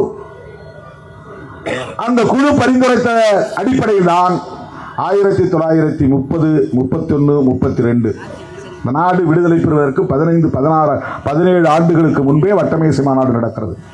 அப்போ சுதேச மன்னர்களின் பிரதிநிதிகள் 93 பேர் போறாங்க. பிரிட்டிஷ் இந்தியாவுடைய பிரதிநிதிகள் இந்துக்கள் தரப்பிலிருந்து, சீக்கியர் தரப்பிலிருந்து, முஸ்லீம் தரப்பிலிருந்து தனித்தனியே இத்தனை பேர் என்று தீர்மானித்து அவர்கள் எல்லாம் அழைக்கப்படுகிறார்கள். முஸ்லீம் பிரதிநிதிகளும் போறாங்க, சீக்கிய பிரதிநிதிகள் போறாங்க, இந்து பிரதிநிதிகள், அதுலதான் காந்தி பெயர் இருக்கு, இடம்பெற்று இருக்கிறது. ஆனால் அந்த இந்துக்களின் பிரதிநிதிகள் என்கிற பெயரில் இல்லாமல் ஷெட்யூல் காஸ்ட், ஷெட்யூல் டிரைப்ஸ், இந்த மண்ணின் பூர்வீக குடிகளின் பிரதிநிதிகளாக புரட்சியாளர் அம்பேத்கர் அவர்களும் தமிழ் மண்ணை சார்ந்த காத்தா ரெட்டமலை சீனிவாசன் அவர்களும் 2 பேர் பங்கேற்கிறார்கள். இந்த வரலாற்று பின்னணியை நாம புரிஞ்சுக்கணும். வட்டமேசை மாநாடு 3 முறை தொடர்ந்து நடக்கிறது. 30, 31, 32. அதுல நிறைய குழுக்கள், சிறுபான்மையினர் குழு தனியா இருக்கு, வாக்குரிமை குழு தனியா இருக்கிறது. இப்படி 20, 22 குழுக்கள் இருக்கின்றன, ஏராளமான குழுக்கள். அதுல ஒவ்வொன்றையும் போய் உட்கார்ந்து பேசணும், தனித்தனியா கூட்டம் நடக்கும். முதல் வட்டமேசை மாநாட்டில் காந்தி பங்கேற்கவில்லை. 3வது வட்டமேசை மாநாட்டிலும் காந்தி பங்கேற்கவில்லை. 2வது வட்டமேசை மாநாட்டு தான் போறார். 2வது வட்டமேசை மாநாட்டு கூட ஏன் போகிறார் என்றால், ரொம்ப கவனமா கேளுங்க, நிமிர்ந்து உட்கார்ந்து கேளுங்க, முதுகெலும்பை நிமிர்த்தி உட்காருங்க. நீண்ட நேரம் உட்கார்ந்திருக்க 4 மணியிலிருந்து. புரட்சியாளர் அம்பேத்கர் அவர்கள் 1ஆம் வட்டமேசை மாநாட்டில் வாக்குரிமை குறித்து பேசுகிறார், சிறுபான்மையினரின் நலன்கள் குறித்து பேசுகிறார். அதைவிட முக்கியமாக இந்தியாவில் தீண்டப்படாதவர்கள் என்று ஒரு சமூக பிரிவினர் இருக்கிறார்கள், பழங்குடியினர் என்ற சமூக பிரிவினர் இருக்கிறார்கள். இவர்கள் சொல்லனா துயரத்தில் இருக்கிறார்கள். இவர்களை சிறுபான்மையினராக ஏற்க வேண்டும். முஸ்லீம் சிறுபான்மையினர் சொல்றீங்களா, மைனாரிட்டிஸ். சீக்கியர்கள் சிறுபான்மையினர், மைனாரிட்டிஸ். அதே போல அப்பெல்லாம் ஷெட்யூல் காஸ்ட், ஷெட்யூல் டிரைப்ஸ் பேர் கிடையாது, அன்டச்சபிள்ஸ், அவ்வளவுதான். இந்த பிரிவினரை ஒட்டுமொத்தமாக இந்தியா முழுவதும் வாழக்கூடிய இந்த பிரிவினரை அடையாளம் கண்டு அவர்களை சிறுபான்மையினராக ஏற்க வேண்டும். அவர்களுக்கான பிரதிநிதிகளை, சட்டமன்ற பிரதிநிதிகளை, மாநில சட்டமன்றம், மைய சட்டமன்றம், state legislative assembly, central legislative council, இதற்கு பிரதிநிதிகளை தேர்ந்தெடுக்கிற போது பொது வேட்பாளர்களை எல்லோரும் சேர்ந்து தேர்ந்தெடுக்கட்டும். தலித்துகளுக்கான பிரதிநிதிகளை தலித்துகள் மட்டுமே வாக்களித்து தேர்ந்தெடுக்க வேண்டும். அந்த மாதிரி ஒரு முறை இருந்திருந்தா 1999 நான் போட்டியிட்ட போய் எம்பி ஆகிருப்பேன். ஏன்னா 90% பேர் நமக்கு ஓட்டு போட்டாங்க, தலித் மக்கள் 2.5 லட்சம் ஓட்டு போட்டாங்க, 2.25 லட்சம் ஓட்டு, வன்முறைகளை எல்லாம் தாண்டி மொத்தமே 3.5 லட்சம் ஓட்டு தான் எஸ்சி ஓட்டாங்க. அதுல பதிவானதுல 2.25 லட்சம் ஓட்டு அப்படியே அக்மார்க் நெய்ன்னு சொல்லுவாங்க இல்லையா, அந்த மாதிரி அவ்வளவு ஓட்டு, 100 விழுக்காடு தலித் மக்கள் போட்ட ஓட்டு. கொஞ்சம் கூட இப்ப கலப்படமா இருக்குது, அப்ப கலப்படம் கிடையாது. எல்லாரும் சேர்ந்து ஜனநாயக சக்திகள் எல்லாம் சேர்ந்து வாக்களிக்கிறார்கள். மீது நம்பிக்கை வந்திருக்கிறது. நமக்கான தலைவராகவும் திருமாவளவன் இருக்கிறார் என்ற நம்பிக்கை வந்திருக்கிறது. நமக்காகவும் குரல் கொடுக்கக்கூடியவராக இருக்கிறார் என்கிற நம்பிக்கை வந்திருக்கிறது. பரந்த பார்வை உள்ளவராக இருக்கிறார் என்கிற நம்பிக்கை வந்திருக்கிறது. அன்னைக்கு வரல. அப்போ 2.25 லட்சம் பேரும் பெரும்பான்மையாக வாக்களித்தும் ஷெட்யூல் காஸ்ட் சமூகத்தை சார்ந்த அனைவரும் 90 விழுக்காடு எங்கள் பிரதிநிதி திருமாவளவன் தான் என்று ஓட்டு போட்டும் ஜெயிக்க முடியல. குடிசைகளை கொடுக்கக்கூடியவர்கள் எல்லாரும் சேர்ந்து ஓட்டு போட்டவர் ஜெயித்து விட்டார். அவர் எஸ்சி பிரதிநிதியா உள்ள போறார். இதை பாருங்க, எத்தனை வருஷத்துக்கு முன்னால உணர்ந்திருக்கிறார் பாருங்க. 1999 சிதம்பரம் தொகுதியில் இப்படி வேட்பு தேர்தல் நடக்கும். திருமாவளவனுக்கு இவங்க மட்டும்தான் ஓட்டு போடுவாங்க, எதிர்த்து நிற்கிறவனுக்கு அவங்க எல்லாம் ஓட்டு போடுவாங்க. இது தலித் மக்களுக்கு எதிரானவர்களின் சார்பில் ஒரு பிரதிநிதி தேர்ந்தெடுக்கப்படுவார் என்பதை 1930 அவர் தெரிவிச்சிருக்கிறார். அப்பவே சொல்லியிருக்கிறார் பிரிட்டிஷ் கவர்மெண்ட்டை, ஷெட்யூல் காஸ்ட் பிரதிநிதிகளை ஷெட்யூல் காஸ்ட் மக்களே ஓட்டு போட்டு அவர்கள் மட்டுமே ஓட்டு போட்டு தேர்ந்தெடுக்கக்கூடிய ஒரு தனி வாக்காளர் தொகுதி முறை வேணும். இன்னைக்கு இருக்கிறது தனி தொகுதி, இதுக்கு பேர் ஆங்கிலத்தில் ரிசர்வ்டு கான்ஸ்டிடியூன்சி. அப்போ அம்பேத்கர் கேட்டது செப்பரேட் எலக்டரேட். பொதுவாக ஒருத்தர் நிற்கட்டும், அவனுக்கு நாங்கள்லாம் ஓட்டு போடுறோம். எஸ்சிக்குன்னு ஒருத்தர் நிற்கட்டும், அவனுக்கு நாங்கள் மட்டும் ஓட்டு போடுறோம். இதுதான் அம்பேத்கர் வைத்த கோரிக்கை. இது எஸ்சிக்கு மட்டும் இல்லை, முஸ்லீம்களுக்கும் அப்படித்தான். சிறுபான்மையினருக்கு முஸ்லீம்கள் சிறுபான்மையாக இருப்பாங்க, முஸ்லீம் அல்லாதவர்கள் பெரும்பான்மையாக இருப்பாங்க. இப்போ 2 பேருமே முஸ்லீம் வேட்பாளர் நிறுத்துவாங்க. முஸ்லீம் அல்லாதவர்கள் ஓட்டு போடுற ஆள் தான் அந்த முஸ்லீம் தான் ஜெயிப்பார். முஸ்லீம்கள் 100% திரண்டு ஓட்டு போட்டாலும் அவர் ஜெயிக்க மாட்டார். அப்போ அம்பேத்கர் எல்லா சிறுபான்மையினரின் நலன்களை கருத்தில் கொண்டு சிறுபான்மை சமூகத்தவர் அவர்களுக்கான பிரதிநிதிகளை அவர்கள் மட்டுமே வாக்களித்து தேர்ந்தெடுக்கக்கூடிய இரட்டை வாக்குரிமையுள்ள தனி வாக்காளர் தொகுதி முறை 1930ஆம் ஆண்டு நடைபெற்ற முதலாம் வட்டமேசை மாநாட்டில் புரட்சியாளர் அம்பேத்கர் இதை சொல்ல, இது ஆங்கிலேய நாளேடுகளில் முதல் பக்க செய்தியாகவோ தலைப்புச் செய்தியாகவோ வருகிறது. இந்தியாவில் இருக்கிறவன் யாரும் போட மாட்டான். நம்ம செய்தி போடுறாங்களா? எத்தனை லட்சம் பேர் திரட்டணும் வெல்லும் ஜனநாயக மாநாட்டில், எத்தனை லட்சம் பேர் திரட்டணும் மது ஒழிப்பு மாநாட்டில். 4வது பக்கம் 8வது பக்கம் 3 காலம் 2 காலம் 1 காலம் செய்தி. மீடியா ரசிகர்கள் மாநாடு நடத்தினா அது 1.5 மாசம் 2 மாசம் பெரிய பெரிய செய்தி. அது ரசிகர்கள் மாநாடு, அது அரசியல் மாநாடு கிடையாது. கொள்கை அடிப்படையில் திரண்டு வந்தவர்கள் அல்ல, ஒரு ஹீரோயிசத்தின் அடிப்படையில் திரண்டு வந்தவர்கள். திரையில் பார்த்தோம், இப்போது நேரிலே பார்க்க போகிறோம் என்கிற ஒரு பேராவலோடு திரண்ட ஒரு மாஸ். அதை நம்ம குறை சொல்லலை. இந்த மீடியாவுடைய உளவியல் எப்படி இருக்கு பாருங்க. இங்க இருக்கிற மீடியாவுடைய உளவியல், சோசியல் மீடியாவில் நீங்க பரப்புனீங்க, ஸ்கிரீன்ஸ் போட்டு என்னது ஷார்ட்ஸ் ரீல்ஸ் அதை கொஞ்சம் போட்டு சில தம்பிங்க கொஞ்சம் செஞ்சாங்க. அது இந்த முன்னணி பொறுப்பாளர்லாம் செய்ய மாட்டாங்க, பொறுப்பிலே இல்லாத தோழர்கள் செஞ்சாங்க. அதெல்லாம் அது சோசியல் மீடியாவில் பரவிச்சு. எத்தனை லட்சம் பேர் என்று யாரும் விவாதிக்கல. எங்க திரும்பினாலும் சிறுத்தைகள் தலைகளாகத்தான் தெரிந்தன. அப்படியே காட்டாற்று வெள்ளம் போல் வந்துகிட்டே இருந்தாங்க. ராத்திரி 1 மணி வரைக்கும் கும்பல் வந்துகிட்டே இருந்துச்சு. நள்ளிரவுக்கு மேல் லட்சக்கணக்கான மக்கள் திரண்டிருந்தார்கள். இந்தியாவிலேயே அப்படி ஒரு மாநாட்டு நடத்திய இயக்கம் விடுதலை சிறுத்தைகள் கட்சி தான். அந்த மாநாட்டை பார்த்துட்டு அடுத்த முதல்வர் திருமாவளவன் யாரும் பேசல. இவர் இங்க தாவ போறாரு, அங்க தாவ போறாரு. துணை முதல்வர் கேட்கிறாரு, போயும் துணை முதல்வர். ஒரு பிரதமர் சொல்லியிருந்தா கூட ஒரு ஏதோ ஒரு மகிழ்ச்சி, பேராசன் இருந்தா கூட.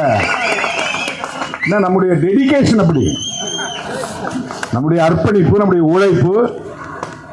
சும்மா நம்ம ஆசைப்படலை, பதவிக்கு ஆசைப்படக்கூடியவர்கள் பேச விவாதத்தில் கூட ஒரு ஒரு ஒரு ஸ்டேட்டஸ் வேணும்ல, ஒரு தகுதி வேணும்ல. அப்படி வந்து குறைத்து மதிப்பிடுகிறார்கள். அம்பேத்கர் அம்பேத்கர் அம்பேத்கர் எவ்வளவு வைத்தறிச்சல் பாருங்க.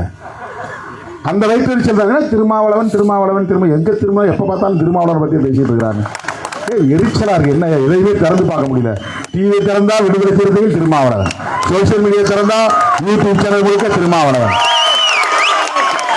இங்க போறாரா அங்க போறாரா, கூட்டணியை உடைக்க போறாரா, எடப்பாடியோட போக போறாரா, விஜயோட போக போறாரா, அவங்களே பேசிட்டு கிடக்குறாங்க. அது சிலருக்கு வந்து எரிச்சல் தாங்க முடியல. அப்பதான் ஒரு முட்டுப்புள்ளி வச்சேன். சரி முடிப்பா, இனிமே யாரும் அதை பத்தி பேசாதீங்க அப்படின்னு ஒரு நாள் ஒரு முட்டுப்புள்ளி வச்சோம். இப்போ மூடிக்கிட்டாங்க, எல்லாம் வாய் மூடிக்கிட்டாங்க. அப்படி ஒரு மாநாட்டை நாம் நடத்தினோம், விடுதலை சிறுத்தைகள் கட்சி.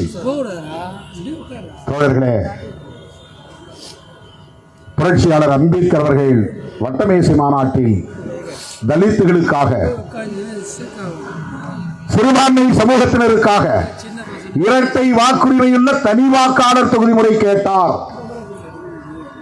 அதுல கன்வின்ஸ் ஆயிட்டான். யாரு? பிரிட்டிஷ் ஏகாதிபத்தியம். நீ சொல்றதுல நியாயம் இருக்கு. காந்தியடிகள் எழுந்து பேசுறார். 2வது வட்டமேசை மாநாட்டுக்கு அதுக்காக தான் போறாரு. இந்த செய்தி வந்தது பத்திரிகைகள்ல, இந்தியாவில் வரல, இங்கிலாந்து நாட்டில் வந்துச்சு. அது காந்தியுடைய கவனத்துக்கு போச்சு. நீங்க போகாம விட்டீங்க. யாரோ ஒருத்தர் அம்பேத்கரா அவன் போய் இப்படி எல்லாம் பேசிட்டு இருக்கிறான் அப்படின்னு அவருக்கு போய் எல்லாம் போட்டு கொடுத்துட்டாங்க.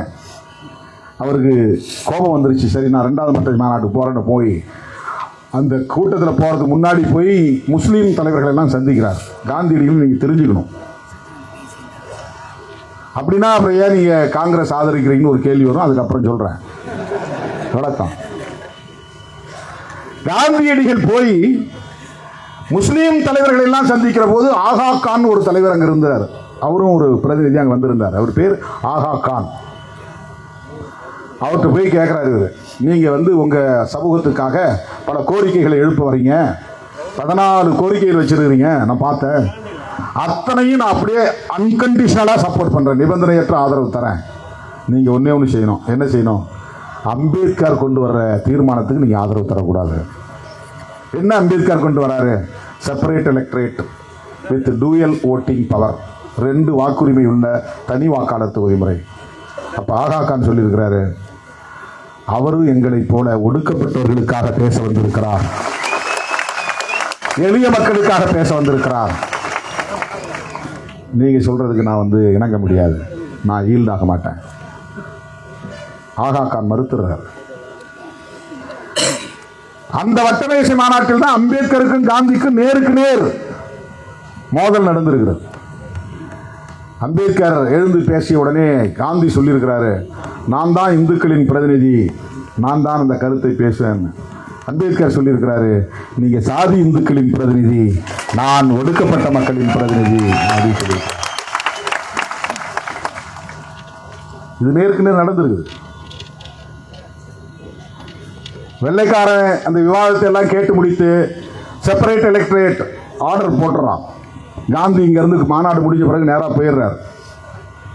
அங்கே போய் ஒரு போராட்டம் நடத்தி பூனாவில் கைதாகி எரவாடாங்கிற இடத்துல ஒரு சிறையில் கைதாகி உள்ளே போயிடுறாரு.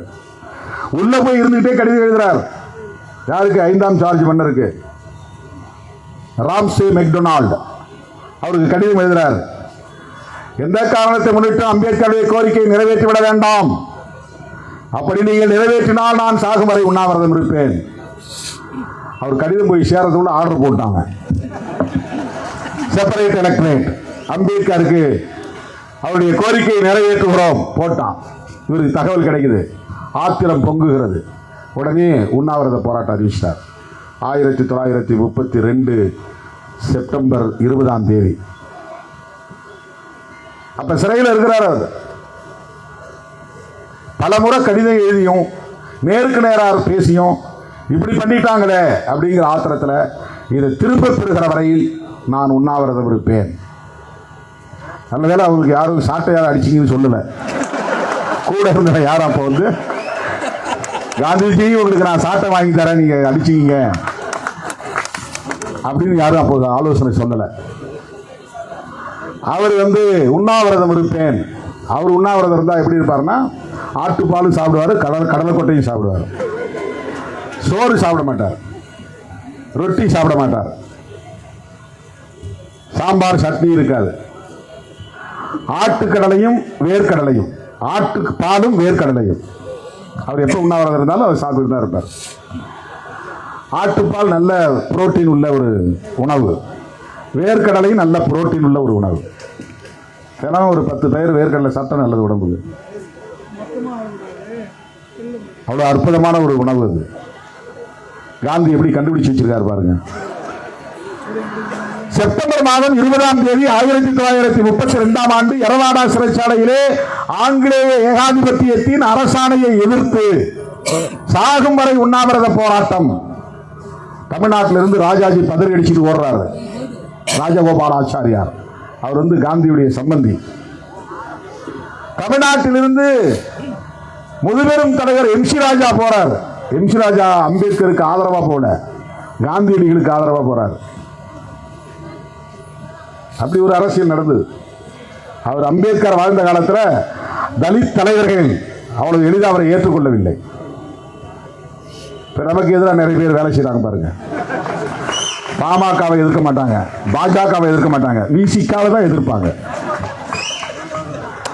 சாதி வெறியர்களை எதிர்க்க மாட்டார்கள். விடுதலை சிறுத்தைகள் கொடியேற்றக்கூடாது, இந்த ஏரியாவில் வால்ரைட்டு எழுதக்கூடாது, இங்கே கொடியேற்றக்கூடாது, அவர் படம் போட்ட போஸ்டருக்கு ஒட்டக்கூடாது. ராமதாஸ் படம் ஒட்டலாமா? ஒட்டிக்கோ, வா என் வீட்டு வாசல்லே ஒட்டிக்கோ. வாஜ்பாய் படம் ஒட்டலாம். இது அன்னைக்கு இருந்திருக்கு. அம்பேத்கர் காலத்திலேயே நம்முடைய இந்த சமூகத்தை சார்ந்த பல தலைவர்கள் அம்பேத்கருக்கு எதிராக இருந்தாங்க. எம்.சி. ராஜா பெரிய அறிஞர், தேசிய தலைவர். அவர் நாடாளுமன்ற உறுப்பினராக இருந்தார். முதலில் தலித் சமூகத்தில் முதல் நாடாளுமன்ற உறுப்பினர். வட இந்திய மாநிலங்களில் அவரை அழைத்து பல நிகழ்ச்சிகளை நடத்திய காலம் உண்டு. ஆங்கில நாளேடுகளில் முதல் பக்கத்திலேயே எம்.சி. ராஜா படம் போட்டு செய்தி வரக்கூடிய அளவுக்கு ஆங்கில அறிவு படைத்தவர், அரசியல் ஞானம் படைத்தவர். ஆனால் அவர் காந்தியடிகள் உண்ணாவிரதம் இருந்ததை கேட்டு பதறியடித்துக் கொண்டு போகிறார். இவங்க எல்லாம் போய் என்ன பண்ணாங்கன்னா, காந்திகிட்ட போய் ரெக்வஸ்ட் பண்றாங்க, போராட்டத்தை விட்டுருங்க, வேண்டாம், நீங்க தேசப்பிதா மகாத்மா, நீங்கள் உயிரோடு இருக்க வேண்டும், இந்த நாடு விடுதலை அடைய வேண்டும், உங்களை இழந்தால் நாடு அனாதை ஆகிவிடும். வெள்ளைக்காரன் சொல்றான், நாங்க போட்டதுதான் உத்தரவு. இது பத்தி ஏதாவது நீங்க முடிவெடுக்கணும்னா அம்பேத்கர் ஒருத்தர் அங்க இருக்கிறார்ல, அவர்கிட்ட பேசுங்க. இந்த தலைவர்கள் எல்லாம் அம்பேத்கரை போய் சந்திக்கிறார்கள், முறையிடுகிறார்கள். நீங்க ஒரு வார்த்தை காந்தி கிட்ட சொல்லுங்க, அவர் உண்ணாவிரதத்தை நிறுத்திக்குவாரு, இந்த கோரிக்கை வேண்டாம், நாம எல்லாம் இந்துக்கள் ஒற்றுமையா இருப்போம், நீங்க வேற நாம வேற இல்லை, நானும் இந்து தான் நீயும் இந்து தான், தீண்டாமை இருக்கிறது உண்மைதான், அது தப்பு தான், தீண்டாமை வேண்டாம் தானே அம்பேத்கர் காந்தி சொல்றாரு, நாம் எல்லாம் தீண்டாமை ஒழிக்க பாடுபடுவோம் அப்படின்னு அவரை கன்வின்ஸ் பண்றாங்க. அப்ப அம்பேத்கர் சொல்றாரு, கோடானு கோடி மக்களின் உரிமை முக்கியமா, ஒரு காந்தியின் உயிர் முக்கியமா என்றால் கோடானு கோடி மக்களின் உரிமைகள் தான் முக்கியம், காந்தி இறந்தாலும் நான் அதை பற்றி கவலைப்பட மாட்டேன் என்று தான் புரட்சியாளர் அம்பேத்கர் சொல்கிறார். அவரு சாகத்தை விடுங்க, அவர் யாரை எதிர்த்து உண்ணாவிரதம் இருக்கிறாரு? வெள்ளைக்காரனை வெளியேற சொல்லியா உண்ணாவிரதம் இருக்கிறாரு? எங்களுக்கு உரிமை தரக்கூடாது உண்ணாவிரதம் இருக்கிறார். வெள்ளைக்காரன் கொடுத்த உரிமையை வேண்டாங்கிறார். அவரை நான் சந்திக்க முடியாது. ஒரு நாள் 2 நாள் நாடே பதற்றம். நல்ல வேளை அப்ப சோசியல் மீடியா இல்லை.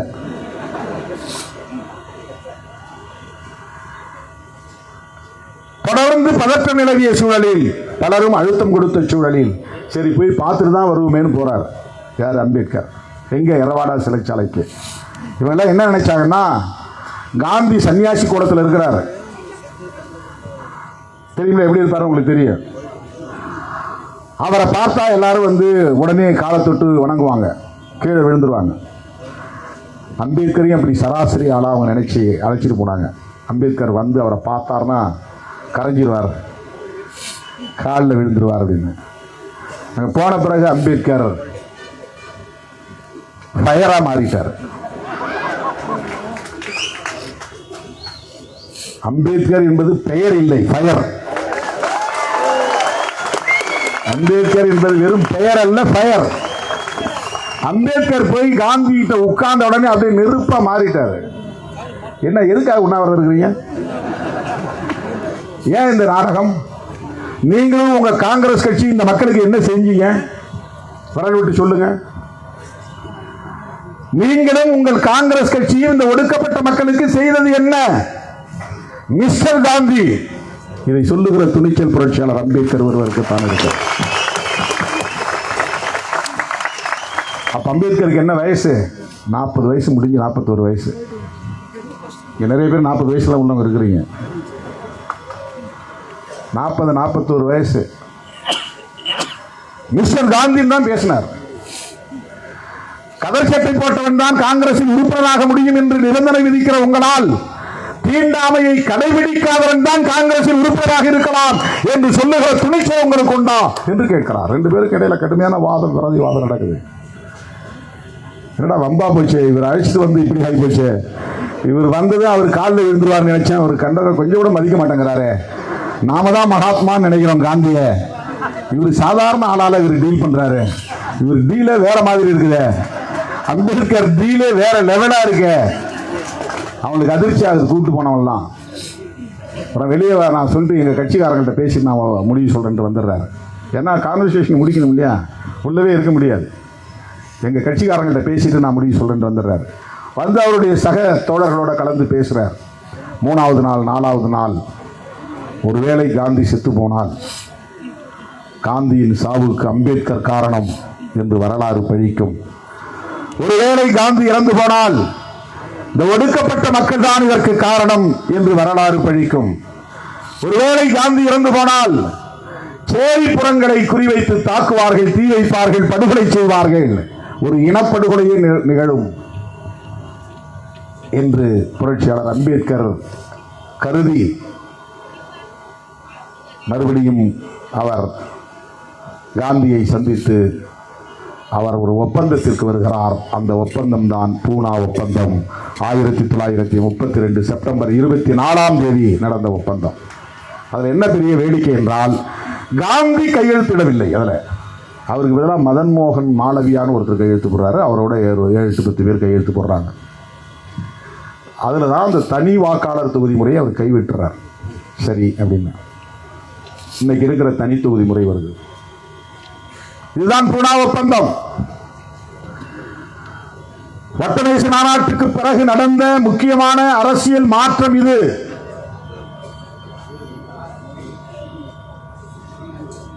அதன் பிறகு அரசமைப்பு சட்டம் எழுதுவதற்கான அரசியல் நிர்ணய சபை, அதுதான் கான்ஸ்டிடியூயன்ட் அசம்பிளி. பார்லிமெண்ட் ஒன்று கிடையாது, கான்ஸ்டிடியூயன்ட் அசம்பிளி. அது தேர்தலில் நிற்கணும். மாகாண சட்டசபை உறுப்பினர்கள் ஓட்டு போட்டு தேர்ந்தெடுக்கணும். அப்ப வாக்காளர்கள் அனைவருக்கும் வாக்குரிமை கிடையாது, பொதுமக்கள் அனைவருக்கும் வாக்குரிமை கிடையாது. அப்போ இப்ப இருக்கிற மாதிரி நமக்கெல்லாம் ஓட்டு உரிமை இருப்பது போல அப்ப ஓட்டு உரிமை கிடையாது. படித்தவர்களுக்கு, பட்டதாரிகளுக்கு, பட்டா உள்ளவர்களுக்கு வாக்குரிமை இருந்தது, நிலப்பரப்புகளுக்கு வாக்குரிமை இருந்தது. அதன் அடிப்படையில் தேர்ந்தெடுக்கப்பட்ட மாகாண சட்டமன்ற உறுப்பினர்கள் இருந்தார்கள், மைய சட்டமன்ற உறுப்பினர்கள், அதுதான் கான்ஸ்டிடியூயன்ட் அசம்பிளி மெம்பர்ஸ்.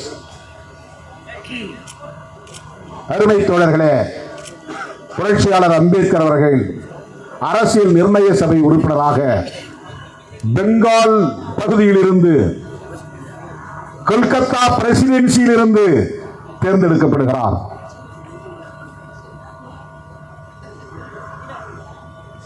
இதற்கிடையிலே பாகிஸ்தான் பிரிகிறது 1947. பாகிஸ்தான், மேற்கு பாகிஸ்தான், கிழக்கு பாகிஸ்தான் என்று 2 பாகிஸ்தான் உருவாகிறது. இந்தியா என்பது, பிரிட்டிஷ் இந்தியா என்பது மேற்கே இருக்கிற பாகிஸ்தானையும், கிழக்கே இன்றைக்கு இருக்கிற பங்களாதேஷ், மேற்கு வங்கம் உட்பட அந்த பகுதியும் சேர்ந்ததுதான். அப்போது அந்த பெங்கால் என்று சொல்லப்படக்கூடிய பகுதியில் வெஸ்ட் பெங்கால் என்பது பிரிட்டிஷ் இந்தியாவோடு இணைந்து கொள்கிறது. ஈஸ்ட் பெங்கால் என்பது ஈஸ்ட் பாகிஸ்தானாக மாறுகிறது. இதுவும் பாகிஸ்தான், அதுவும் பாகிஸ்தான். இடையில ஒடிசா இருக்கு, பஞ்சாப் இருக்கு, ஜம்மு காஷ்மீர்லாம் இருக்கு. ஒரு 700-800 மைல் இடைவெளி இருக்கு. அந்த பக்கம் ஒரு பாகிஸ்தான், இந்த பக்கம் ஒரு பாகிஸ்தான். இது எவ்வளவு பெரிய ஆபத்து. அதுக்கு பிறகு அங்கே மறுபடியும் இந்தியாவுக்கும் பாகிஸ்தானுக்குமான யுத்தமாக மாறி அந்த ஈஸ்ட் பாகிஸ்தானை மீட்டு அதை பங்களாதேஷாக உருவாக்கியவர் இந்திரா காந்தி அம்மையார். அது பங்களாதேஷ் தனிநாடாகி போச்சு. இப்ப பாகிஸ்தான் ஒரே பாகிஸ்தான் தான். அதுக்கு பேர் மேற்கு பாகிஸ்தான் கிடையாது, பாகிஸ்தான், அவ்வளவுதான். அந்த அந்த ஈஸ்ட் பாகிஸ்தான் என்கிற பகுதியில் இருந்துதான் அம்பேத்கர் தேர்ந்தெடுக்கப்படுகிறார் கான்ஸ்டிடியூயன்ட் அசம்பிளியாக. அது தனிநாடாக பிரிந்தவுடன் அவருடைய மெம்பர்ஷிப் போயிடுச்சு. அப்புறம் மறுபடியும் அவர் தேர்தலில் நின்று வெற்றி பெற்று அரசியல் நிர்ணய சபை உறுப்பினராக உள்ளே போகிறார். அப்ப அவரை தோற்கடிப்பதற்கு அம்பேத்கரே எழுதுகிறார், என்னை தோற்கடிப்பதற்கு யார் யார் வேலை செய்தார்கள். அப்ப அவர் காங்கிரஸ் மேல குற்றம் சாட்டல, 2 பேர் மேல குற்றம் சாட்டுறாரு. ஒருத்தர் வீர சாவர்கர், வீர் சாவர்கர் அவங்க மொழியில, சாவர்கர் இந்து மகாசபா, அதுக்கப்புறம் RSS. இன்னொருத்தர் SA டாங்கே, அவர் யாருன்னா கம்யூனிஸ்ட் தலைவர். அப்ப அம்பேத்கரை தேர்ந்தெடுக்க விடாமல் தடுப்பதற்கு எதிர் பிரச்சாரத்தில் ஈடுபட்டவர்கள், என்னை தோற்கடிக்க முயற்சித்தவர்கள் என்று அம்பேத்கர் அவர்களே எழுதியிருக்கிறார். இது வரலாற்று உண்மை. அப்படி அவர் கான்ஸ்டிடியூயன்ட் அசம்பிளி என்கிற அரசியல் நிர்ணய சபையிலே தேர்ந்தெடுக்கப்பட்ட பிறகு அந்த நிர்ணய சபையின் பல குழுக்கள் உருவாக்கப்படுகின்றன. அதில் முக்கியமான குழு தான் வரைவு குழு, டிராஃப்டிங் கமிட்டி. அந்த டிராஃப்டிங் கமிட்டியுடைய வேலை என்னன்னா, பல்வேறு குழுக்கள் ஆய்வு செய்து தருகிற தரவுகளை எல்லாம் வைத்துக்கொண்டு சிறுபான்மையினர் நலனுக்கான குழு, வாக்குரிமை தொடர்பான குழு, ஆட்சி நீதி நிர்வாகம் தொடர்பான குழு, காவல்துறை நிர்வாகம் தொடர்பான குழு, வரி வசூல் சம்பந்தமான, இப்படி பல்வேறு குழுக்கள். அந்த குழுக்கள்லாம் வெவ்வேறு தளங்களில் மக்கள்கிட்ட வேலை செய்து தரவுகளை திரட்டி அவங்க டிராஃப்டிங் கமிட்டியில் கொடுப்பாங்க. டிராஃப்டிங் கமிட்டியில் அம்பேத்கர் தலைமையில் 7 பேர். நான் முதல்ல சொன்னது மாதிரி 7 பேர்ல 5 பேர் பிராமின். KM முன்ஷி, அல்லாடி கிருஷ்ணசாமி, PP கிருஷ்ணமாச்சாரி, இந்த மாதிரி இன்னும் 2 பேர் பிராமின்ஸ். ஒருத்தர் ஐயங்கார், ஒருத்தர் முஸ்லீம், இவர் ஷெட்யூல் காஸ்ட். இவர் தலைமையில் தான் டிராஃப்டிங் கமிட்டி. தோழர்களே, அம்பேத்கர் சொல்றாரு, நான் கான்ஸ்டிடியூயன்ட் அசம்பிளிக்கு வரணும்னு ஆசைப்பட்டேன், இந்த SC மக்களுக்காக. அப்பெல்லாம் அது டிப்ரெஸ்ட் கிளாஸ்னு பேரு, ஷெட்யூல் காஸ்ட்னு பேர் கிடையாது. டிப்ரெஸ்ட் கிளாஸ்னா ஒடுக்கப்பட்டவர்கள், நசுக்கப்பட்டவர்கள் அப்படின்னு பேரு.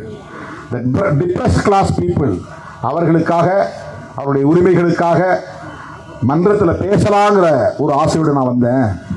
நான் எதிர்பார்க்கல, என்ன வரைவு குழுவில் நீங்கள் உறுப்பினர் ஆக்குவீர்கள் என்று நான் எதிர்பார்க்கவில்லை.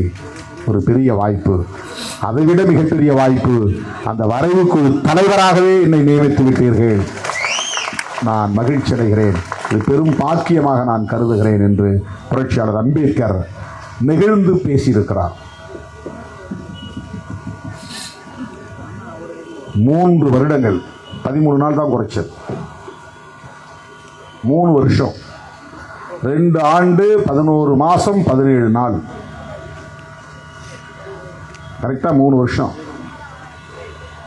அதுக்கே இவர் டிலே பண்றாரு, மெத்தனமா செயல்படுறாரு, இன்னும் எழுதிக்கிட்டே இருக்கிறாரு, எப்பதான் இந்த அரசமைப்பு சட்டம் வரும், இப்படி நிறைய கிரிட்டிசிசம். ஏன்னா அவங்களுக்கு வயிற்றுச்சல், அம்பேத்கர் ஐயா கொடுத்துட்டாங்க எழுதுறதுக்கு, காலத்துக்கும் வரலாறுல இவர் நினைக்க போறாரு, அவர் மேல என்ன குற்றம் சொல்லலாம், குறை சொல்லலாம், அவரை எப்படி விமர்சிக்கலாம். அப்போ ஒரு கார்ட்டூனே போட்டிருந்தான் ஒரு இங்கிலீஷ் பத்திரிகையில். அதை தான் நான் போன முதல் முறையாக எம்பி ஆனப்போ அதை பிரச்சனையாக்கினேன் நாடாளுமன்றத்தில். அது என்ன பண்ணிட்டான், இந்த CBSE பாடத்திட்டத்தில் ஒரு புத்தகத்தில் பாடத்திட்டத்தில் வச்சுட்டாங்க அந்த அந்த கார்ட்டூனை. எப்போவோ நடந்த கார்ட்டூன். இப்போ எதுக்கு அந்த பிள்ளைங்க கவனத்தை கொண்டுட்டு போகணும், இது வேணும்னே அம்பேத்கரை இழிவுபடுத்துறதுக்காக பண்ணியிருக்காங்கன்னு நான் பிரச்சனை எழுப்பி அதுக்கப்புறம் அதுலேருந்து எடுத்துட்டாங்க, அந்த பாடத்திட்டத்திலேருந்து எடுத்துட்டாங்க. அதில் என்ன கார்ட்டூன்னா, அம்பேத்கர் நத்தையில் உட்காந்துருப்பார். நத்தை ரொம்ப ஸ்லோவாக தானே போகும், நத்தையில் உட்காந்துருப்பார், நத்தையில் சவாரி செஞ்சுட்டு இருப்பார். நேரு ஒரு சாட்டையை எடுத்து சவுக்கு எடுத்து அம்பேத்கரை அடிக்கிற மாதிரி, ஏய் சீக்கிரம் போன்னு 2 பேரையும் கிரிட்டிசைஸ் பண்ணுறாங்களாம். அவரே நத்தையில் உட்காந்து சவாரி செய்கிறாரு, இவர் சவுக்கால் அடித்தா நத்தை வேகமாக போயிடுமா, போகாது. அப்போ இது மெத்தனமாக போகுது. எப்போ இவங்க அரசமைப்பு சட்டத்தை எழுதி கொடுக்க போகிறாங்க, இது டிலே ஆகிக்கிட்டு இருக்கு. இப்போ அம்பேத்கர் அதுக்கும் அந்த கான்ஸ்டிடியூயன்ட் அசம்பிளி போய் பேசுகிறார். எல்லாரும் இப்படி சொல்கிறாங்க. ஒரு 4 நாடுகளை அவர் மேற்கோள் காட்டுறார், ஆஸ்திரேலியா, கனடா, அமெரிக்கா, இன்னொன்று சவுத் ஆப்பிரிக்கான்னு நினைக்கிறேன். ஒவ்வொரு நாட்டிலையும் எவ்வளவு நாள் ஆகிருக்கு, எத்தனை வருஷம் ஆகிருக்கு, அதுக்கான என்ன காரணம், பின்னணி. நம்ம நாடு எப்படிப்பட்ட நாடு, இந்த நாட்டுக்கு இவ்வளவு வேகமா எழுத முடிந்ததே பெரிய விஷயம், நாங்கள் சீக்கிரம் முடிச்சிட்டோம் என்று விளக்கம் தருகிறார் புரட்சியாளர் அம்பேத்கர் அவர்கள். எழுதிய அந்த அரசமைப்பு சட்டம் குறித்து ஒவ்வொரு நாளும் கான்ஸ்டிடியூண்ட் அசம்பிளியில, அந்த அரசியல் நிர்ணய சபையில கடுமையான வாத பிரதிவாதங்கள் நடந்திருக்கின்றன. இதை நீக்கணும், இதை சேர்க்கணும், இது வேண்டாம், இந்த சொல் தேவையில்லை. எல்லாவற்றுக்கும் உடனுக்குடன் எதிரிகளின் வாயடைக்கக்கூடிய வகையில அறிவாற்றல் நிறைந்த விடைகளை அளித்தவர் புரட்சியாளர் அம்பேத்கர் அவர்கள். அவன் வாயை கொடுத்து மாட்டிக்கிட்டமேன்னு எல்லாம் அவன் பின்வாங்கி ஓடிட்டாங்க. ஏன்னா அம்பேத்கர்கிட்ட அவருடைய ஜம்பம் பலிக்கவில்லை.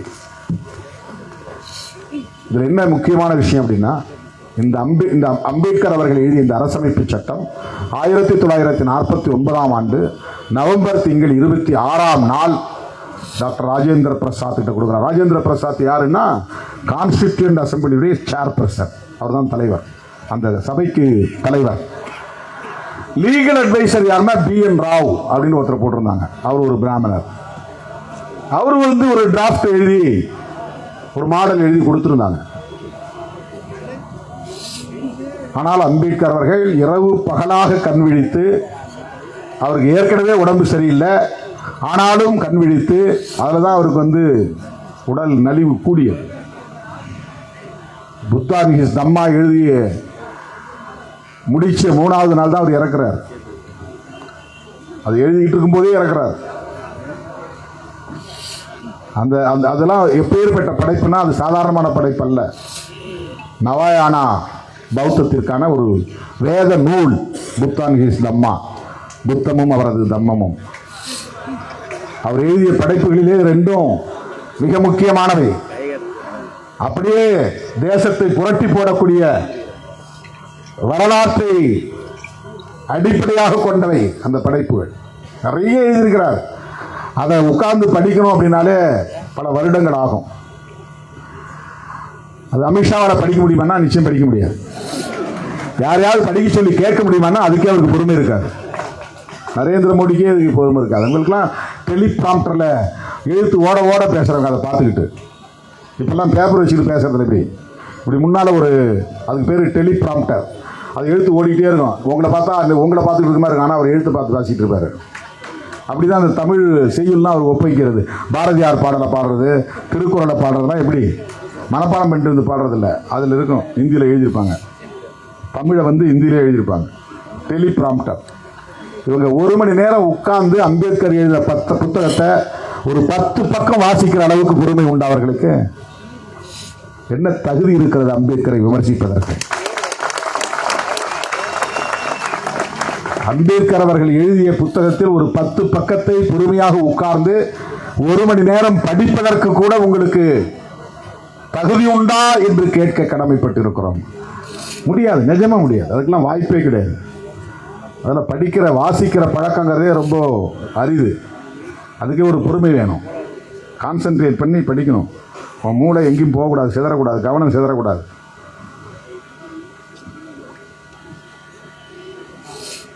அவ்வளவு அரும்பாடுபட்டு 3 ஆண்டு காலம் உழைத்து, கண் பிஞ்சாமல் உழைத்து அவர் எழுதி முடித்த சட்டம் தான் இந்திய அரசமைப்பு சட்டம். அந்த சட்டம் தான் நம்மை குடியுரிமை உள்ளவர்களாக அங்கீகரித்திருக்கிறது. இந்தியா முழுவதும் வெவ்வேறு மாநிலங்களில் இருந்தாலும் இந்தியன் என்கிற குடியுரிமையை தருவது அரசமைப்பு சட்டம். நமக்கு வாக்குரிமையை தருவது அரசமைப்பு சட்டம். இந்தியாவில் அதானியாக இருந்தாலும், அம்பானியாக இருந்தாலும், நம்ம ஊர் அந்தோனியாக இருந்தாலும், அல்லா பிச்சையாக இருந்தாலும், ஆண்டியாக இருந்தாலும், அவன் போடுகிற ஓட்டு ஒரு ஓட்டு, அந்த ஓட்டுக்கு இருக்கிற மதிப்பு ஒரு மதிப்பு. One man one vote one value. Political democracy, அரசியல் ஜனநாயகத்தை தருகிற சட்டம். இந்தியா முழுவதும் ஏழையாய் இருந்தாலும், பணக்காரனாய் இருந்தாலும், படித்தவனாய் இருந்தாலும், படிக்காதவனாய் இருந்தாலும், இந்தி பேசக்கூடியவனாக இருந்தாலும், இந்தி பேசாதவனாக இருந்தாலும், இந்துவாக இருந்தாலும், முஸ்லீமாக இருந்தாலும்,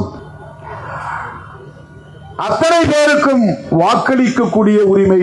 ஒரு வாக்கு, அந்த ஒரு வாக்குக்கு ஒரே மதிப்பு என்கிற அந்த உரிமையை தருவது இந்திய அரசமைப்பு சட்டம்.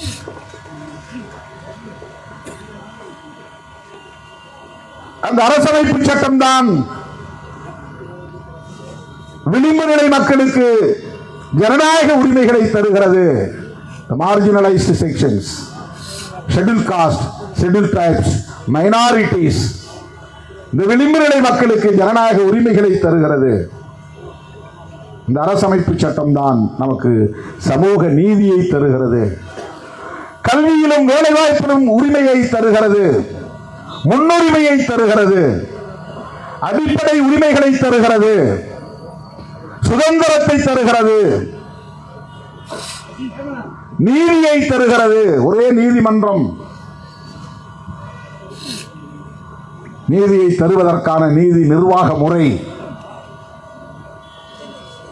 எத்தனை வேறுபாடுகள் இருந்தாலும் இந்த ஒரே நீதி நிர்வாக முறையின் மூலம் நீதி கிடைப்பதற்கான உறுதிப்பாட்டை தருவது அரசமைப்பு சட்டம். அந்த அரசமைப்பு சட்டம் தான் தேர்தல் மூலம் நமக்கான பிரதிநிதிகளை தேர்ந்தெடுக்கிற உரிமையை தருகிறது. மக்கள் பிரதிநிதிகளால் இந்த நாட்டை ஆளுகிற உரிமையை தருகிறது. மக்கள் பிரதிநிதிகளால் நமக்கான சட்டங்களை இயற்றுவதற்கான உரிமையை தருகிறது. லெஜிஸ்லேஷன்,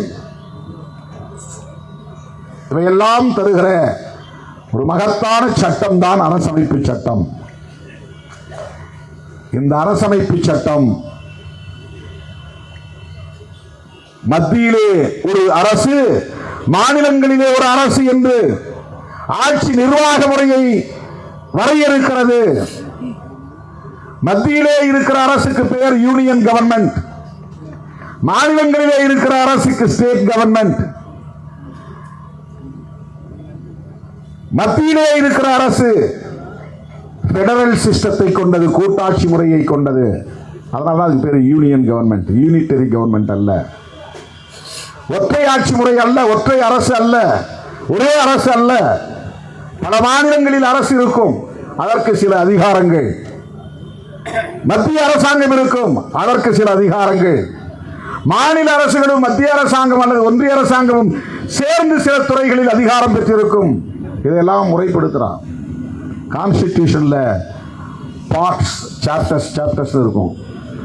அது ஒவ்வொரு பார்ட்டுக்குள்ளேயும் ஆர்டிகிள்ஸ் இருக்கும். மற்ற சட்டங்கள்ல செக்ஷன் சொல்றது, கான்ஸ்டிடியூஷன்ல ஆர்டிகிள் சொல்லுவாங்க. ஷெட்யூல்ஸ் இருக்கும். இந்தியாவுக்குள்ள எத்தனை மாநிலங்கள் இருக்கு அதுக்கு ஒரு லிஸ்ட். இந்தியாவுக்குள்ள எத்தனை மொழிகள் இருக்கிறது, நேஷனல் லாங்குவேஜஸ், அதுக்கு ஒரு லிஸ்ட். இந்த ஷெட்யூல்ஸ் இருக்கும். இதுதான் கான்ஸ்டிடியூஷன். ஒவ்வொரு குடிமகனுக்குமான அடிப்படை உரிமைகள், ஒவ்வொரு குடிமகனும் ஆற்ற வேண்டிய கடமைகள், நாடாளுமன்ற ஜனநாயக முறை, இவை எல்லாவற்றையும் பேசுகிற ஒரு சட்டம் தான், தலையாய சட்டம் தான் கான்ஸ்டிடியூஷன். இப்ப மற்ற சட்டம்லாம் இப்ப புதுசா உருவாகிற சட்டம்லாம் அந்த சட்டத்தை மீறக்கூடாது. அந்த சட்டத்தில் சொல்லப்பட்டிருக்கிற அடிப்படை கூறுகளை மீறக்கூடாது. அடிப்படை கூறுகள் என்ன? முக்கியமான கூறுகள் அரசமைப்பு சட்டத்தில் செக்யூலரிசம். செக்யூலரிசம்னா அரசாங்கம் வேற, மக்களுடைய மத நம்பிக்கை வேற. அரசாங்கம் மத நம்பிக்கை கொண்டிருக்க கூடாது. அரசாங்கத்திற்கு ஒரு மதம் இருக்கக்கூடாது. மக்கள் எந்த மதத்தையும் பின்பற்றலாம். அரசு மதசார்பற்ற அரசாக இருக்க வேண்டும். குடிமகன் மதசார்புள்ள குடிமகனா இருக்கலாம். நான் ஹிந்துன்னு சொல்லலாம், நீ கிறிஸ்டின் சொல்லலாம், ஒருத்தன் புத்திஸ்ட் சொல்லலாம், ஒருத்தன் சீக்கியன் அப்படின்னு சொல்லலாம், ஒருத்தன் யூதர்னு சொல்லலாம், ஜுடாயிசத்தை பின்பற்றலாம், யாரும் எந்த கடவுளையும் கும்பிடலாம். குடிமகனுக்கு மதசார்பு உண்டு, அரசுக்கு மதசார்பு கூடாது. செக்யூலரிசம். புளூரலிசம், தன்மைத்துவம். எத்தனை மதங்களும் இங்கே இருக்கலாம், எத்தனை மொழிகளும் இங்கே இருக்கலாம், எத்தனை கலாச்சாரங்களும் இருக்கலாம், எத்தனை வழிபாட்டு தலங்களும் இருக்கலாம். ஆனால் அந்த பன்மைத்துவத்தில் ஒற்றுமை இருக்க வேண்டும். யூனிட்டி இன் டைவர்சிட்டி. புளூரலிசம் அடிப்படை கூறு. பெடரலிசம் கூட்டாட்சி முறை. மாநில அரசு தனித்து இயங்கலாம்.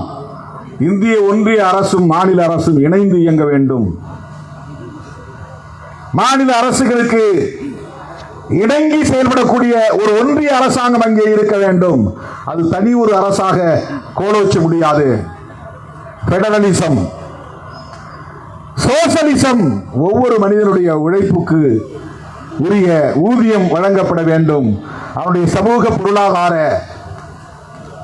தேவைகளை பூர்த்தி செய்யக்கூடிய ஒரு அரசு நிர்வாக முறை இருக்க வேண்டும். சோசலிசம். இன்னும் சில நிமிடங்களில் முடிக்க இருக்கிறேன். சோசலிசம், செக்யூலரிசம், புளூரலிசம், பெடரலிசம், இதுதான் அடிப்படை கூறுகள். அதை விட முக்கியமா இந்த அரசாங்கத்தை பற்றி அம்பேத்கர் சொல்றார். இந்த யூனியன் கவர்மெண்ட் எப்படிப்பட்டதா இருக்கும்? இந்த பிரியாம்பிள் வருது. பிரியாம்பிள்ங்கிறது தான் doctrine of modern India, philosophy of new India, a manifesto of modern India, ஒரு புதிய இந்தியாவை கட்டமைப்பதற்கான கொள்கை அறிக்கை. அதை ஜவஹர்லால் நேரு தான் தீர்மானமாக கொண்டு வந்தார் என்ற ஒரு வரலாற்று குறிப்பு இருக்கிறது. இங்கதான் காங்கிரஸோட நாம ஏன் இணைஞ்சு நிற்கிறோங்கிறத நம்ம புரிஞ்சுக்கணும். முதல்ல நான் சொன்ன பத்தியா, ஏன் காங்கிரஸோட நிற்கிறோம்? மதசார்பின்மையை புரட்சியாளர் அம்பேத்கர் முன்னிறுத்திய போது அந்த புள்ளியில் உடன்பட்டவர் ஜவஹர்லால் நேரு. புரட்சியாளர் அம்பேத்கர் மதசார்பின்மையை முன்னிறுத்திய போது எத்தனை முரண்பாடுகள் இருந்தாலும், விமர்சனங்கள் இருந்தாலும், பகை இருந்தாலும், மோதல் இருந்தாலும் மதசார்பின்மையில் உடன்பட்டவர் மகாத்மா காந்தியடிகள்.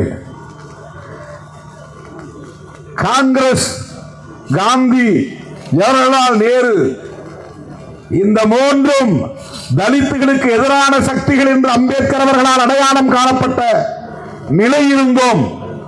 இந்த மூன்று பேருமே அம்பேத்கர் அவர்களோடு ஒரு புள்ளியில் இணைந்தார்கள். அதுதான் செக்யூலரிசம்.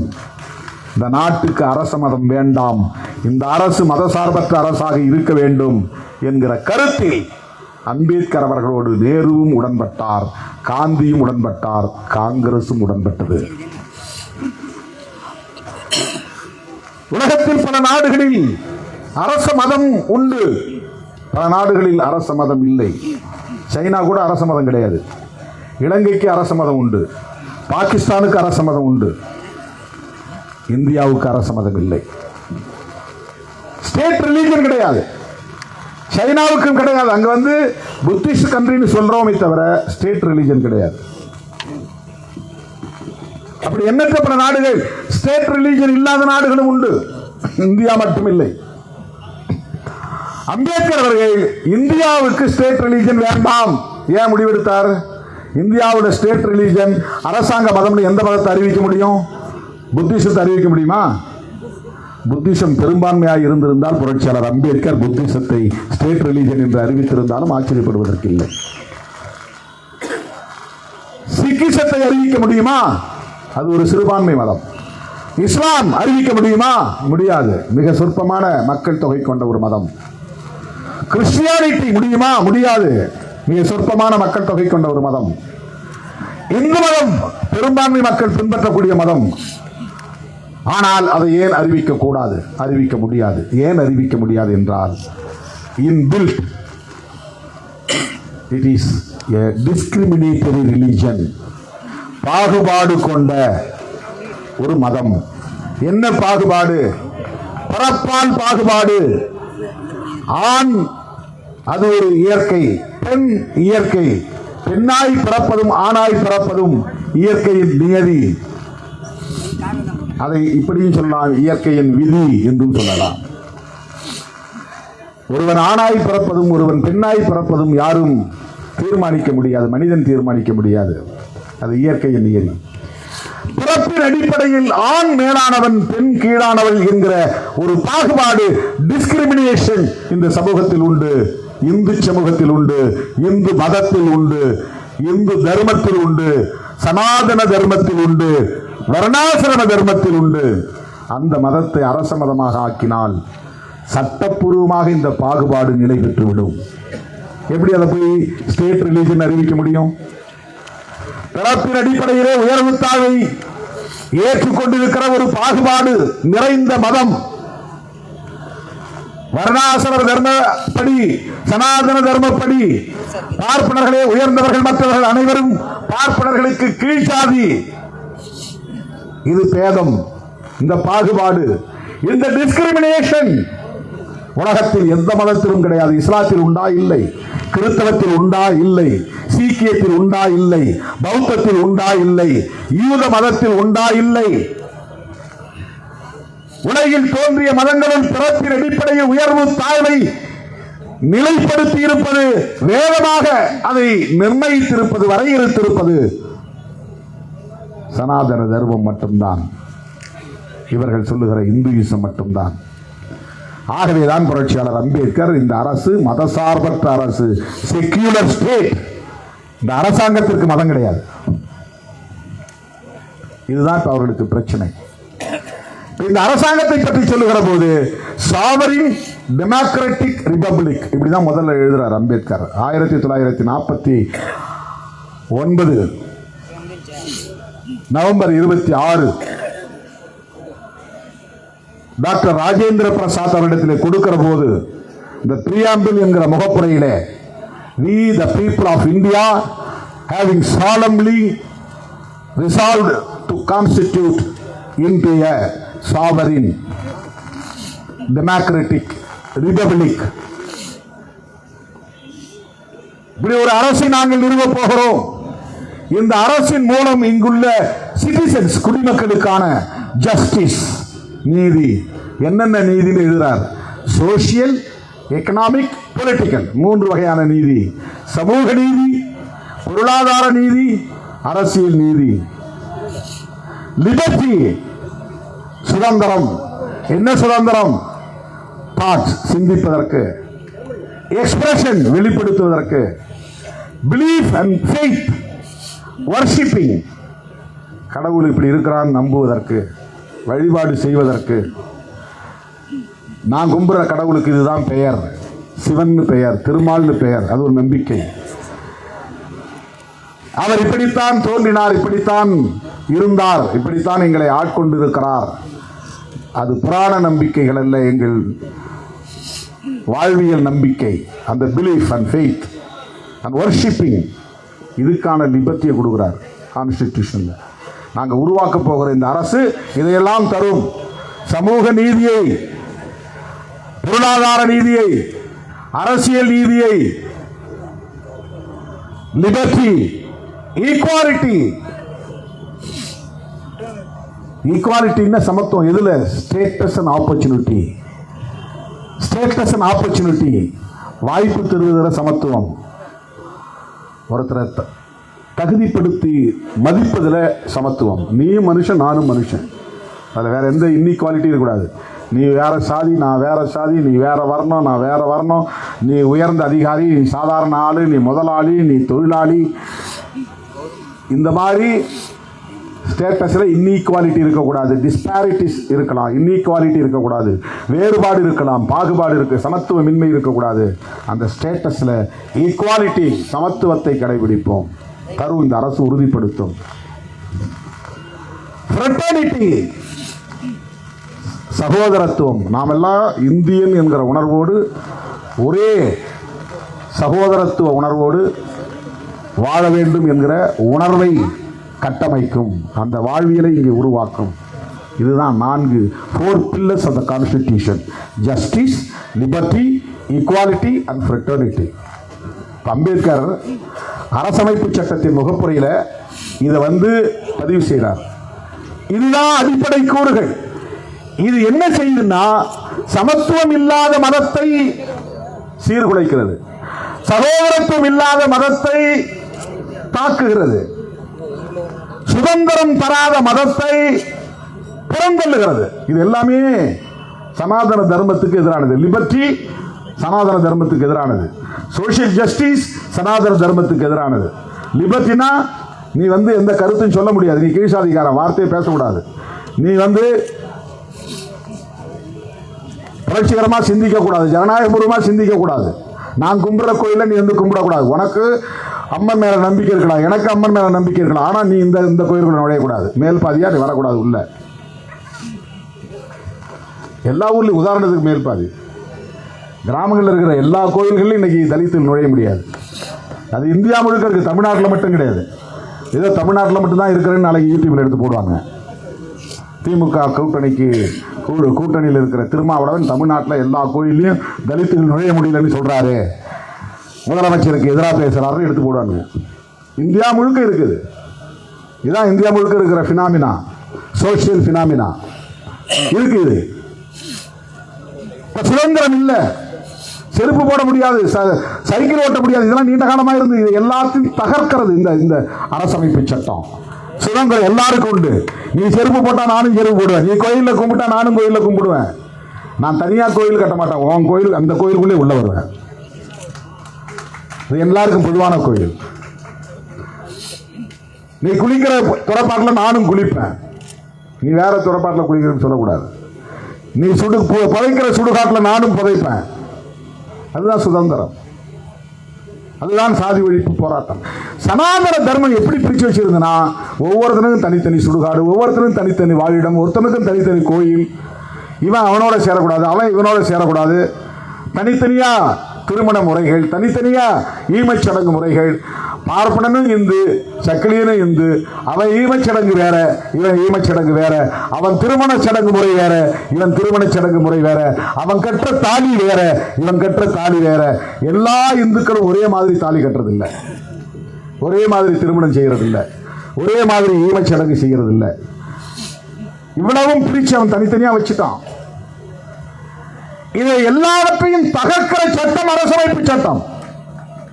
லிபர்ட்டி, ஈக்குவாலிட்டி, அதை விட முக்கியமா சகோதரத்துவம். எல்லாம் அண்ணன் தம்பியை பழகணும். அவனுக்கு அண்ணன் தம்பி சொன்னாலே பிடிக்காது. யாரை பார்த்து அண்ணன் சொல்ற, நீ யாரு நான் யாரு, என்ன அண்ணன் சொல்றியா நீ? எந்த சாதிக்காரனும் ஒருத்தருக்கு அண்ணன் தம்பி சொல்ல முடியாது. பேர சொல்ல, வாங்க நாயுடு, வாங்க முதலியார, வாங்க கோனாரி, யாதவ் வாங்க யாதவ் ஐயா, சாதியை சொல்லி தான் கூப்பிட்டுக்கலாம், அண்ணன் தம்பி கூப்பிட முடியாது. அரசியல்ல பேசிக்கிறாங்க அண்ணன் தம்பின்னு. அரசியல்ல பேசுகிறது, மேடைகளில் பேசுறது, சமூகத்தில் இல்ல, சமூகத்தில் கிடையாது, ஃப்ரெட்டர்னிட்டி கிடையாது.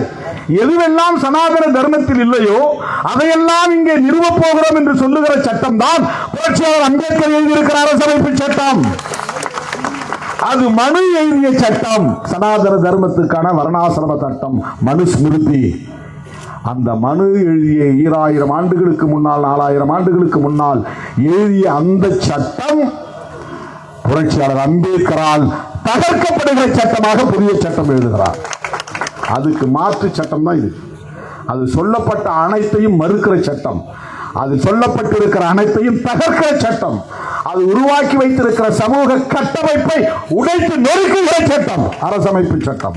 அதுல பெண்கள் அனைவருமே 50% மக்கள் இருக்கிறாங்கன்னா, பார்ப்பன பெண்மணியில் இருந்து கடைநிலையில் இருக்கிற சமூகத்தை சார்ந்த பெண்மணி வரையில் அப்படியே 100 விழுக்காடு பெண்களும் தீட்டுக்குரியவர்கள், கல்வி மறுக்கப்பட்டவர்கள், அதிகாரம் மறுக்கப்பட்டவர்கள், சொத்துரிமை மறுக்கப்பட்டவர்கள், கொடுமைக்கு ஆளாக்கப்பட்டவர்கள், ஆண்களுக்கு கீழானவர்கள்.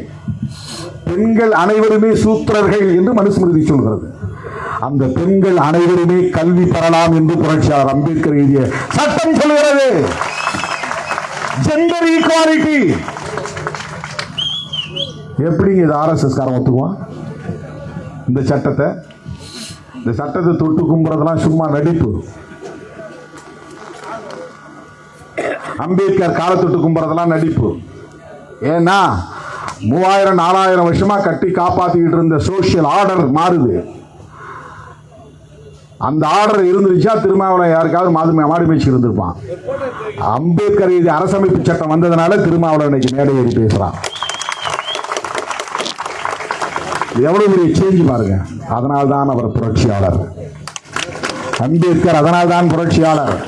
அவர் படை கட்டவில்லை, ஆயுத பயிற்சி எடுக்கவில்லை, ஆயுத கிடங்குகளை உருவாக்கவில்லை, காடுகளில் பதுங்கி வாழவில்லை.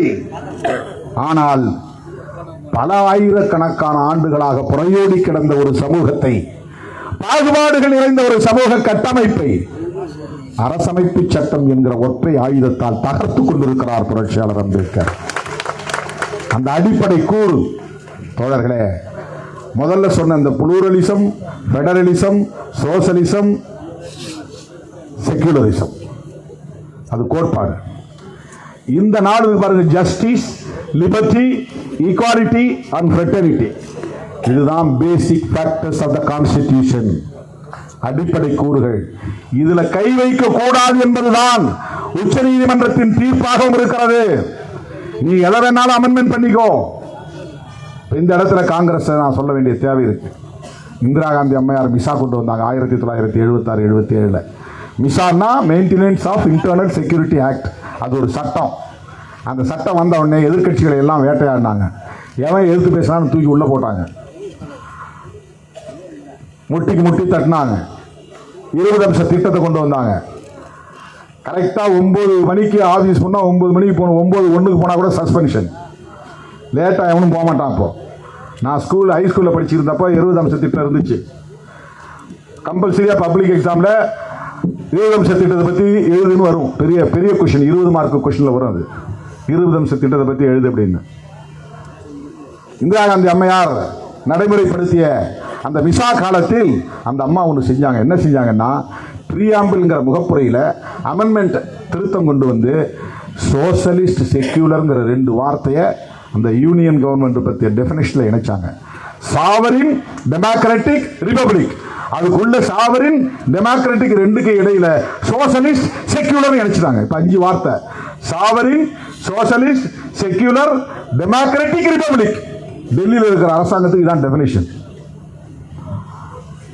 What is the union government define அப்படின்னு கேட்டா, யூனியன் கவர்மெண்ட் இதுதான். அது இறையாண்மை உள்ளது, சமதர்மம் உள்ளது, மதசார்பற்றது, ஜனநாயக பூர்வமானது, அது குடியரசு, மக்களால் நடத்தப்படக்கூடிய குடியரசு.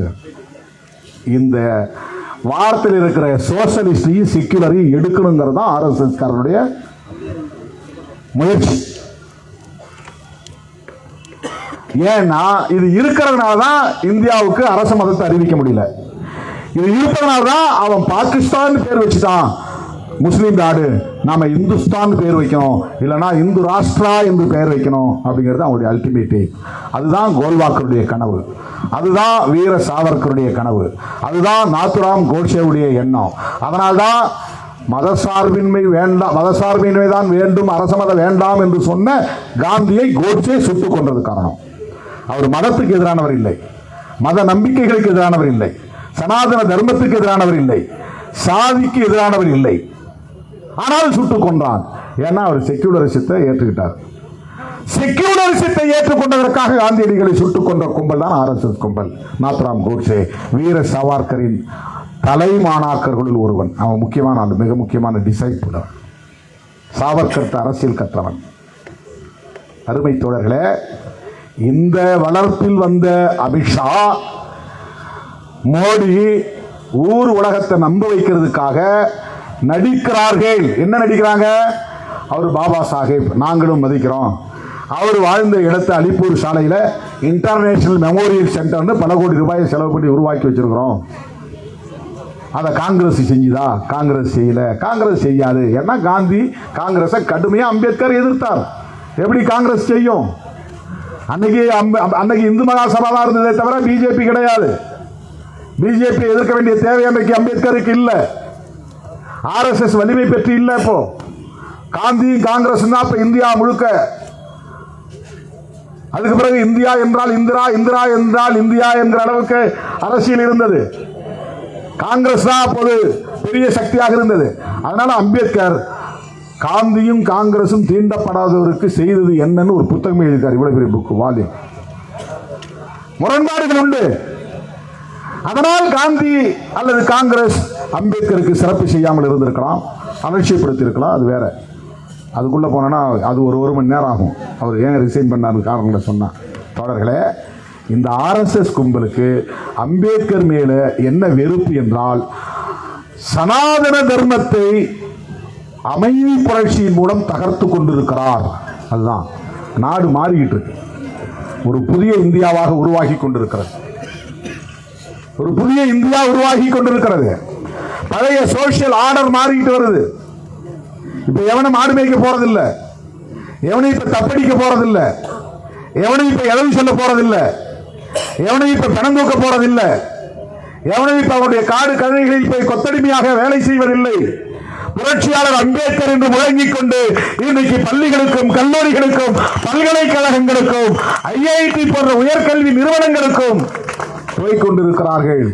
இவர்கள் விஞ்ஞானிகளாக மாறிக்கொண்டிருக்கிறார்கள், சட்டமன்ற உறுப்பினர்களாக பேசிக் கொண்டிருக்கிறார்கள், நாடாளுமன்ற உறுப்பினர்களாக முழங்கிக் கொண்டிருக்கிறார்கள், ஆய்வு செய்து படித்துக் கொண்டிருக்கிறார்கள், அறிஞர்களாய் இன்றைக்கு பரிணமித்துக் கொண்டிருக்கிறார்கள். இதையெல்லாம் செய்வது எது?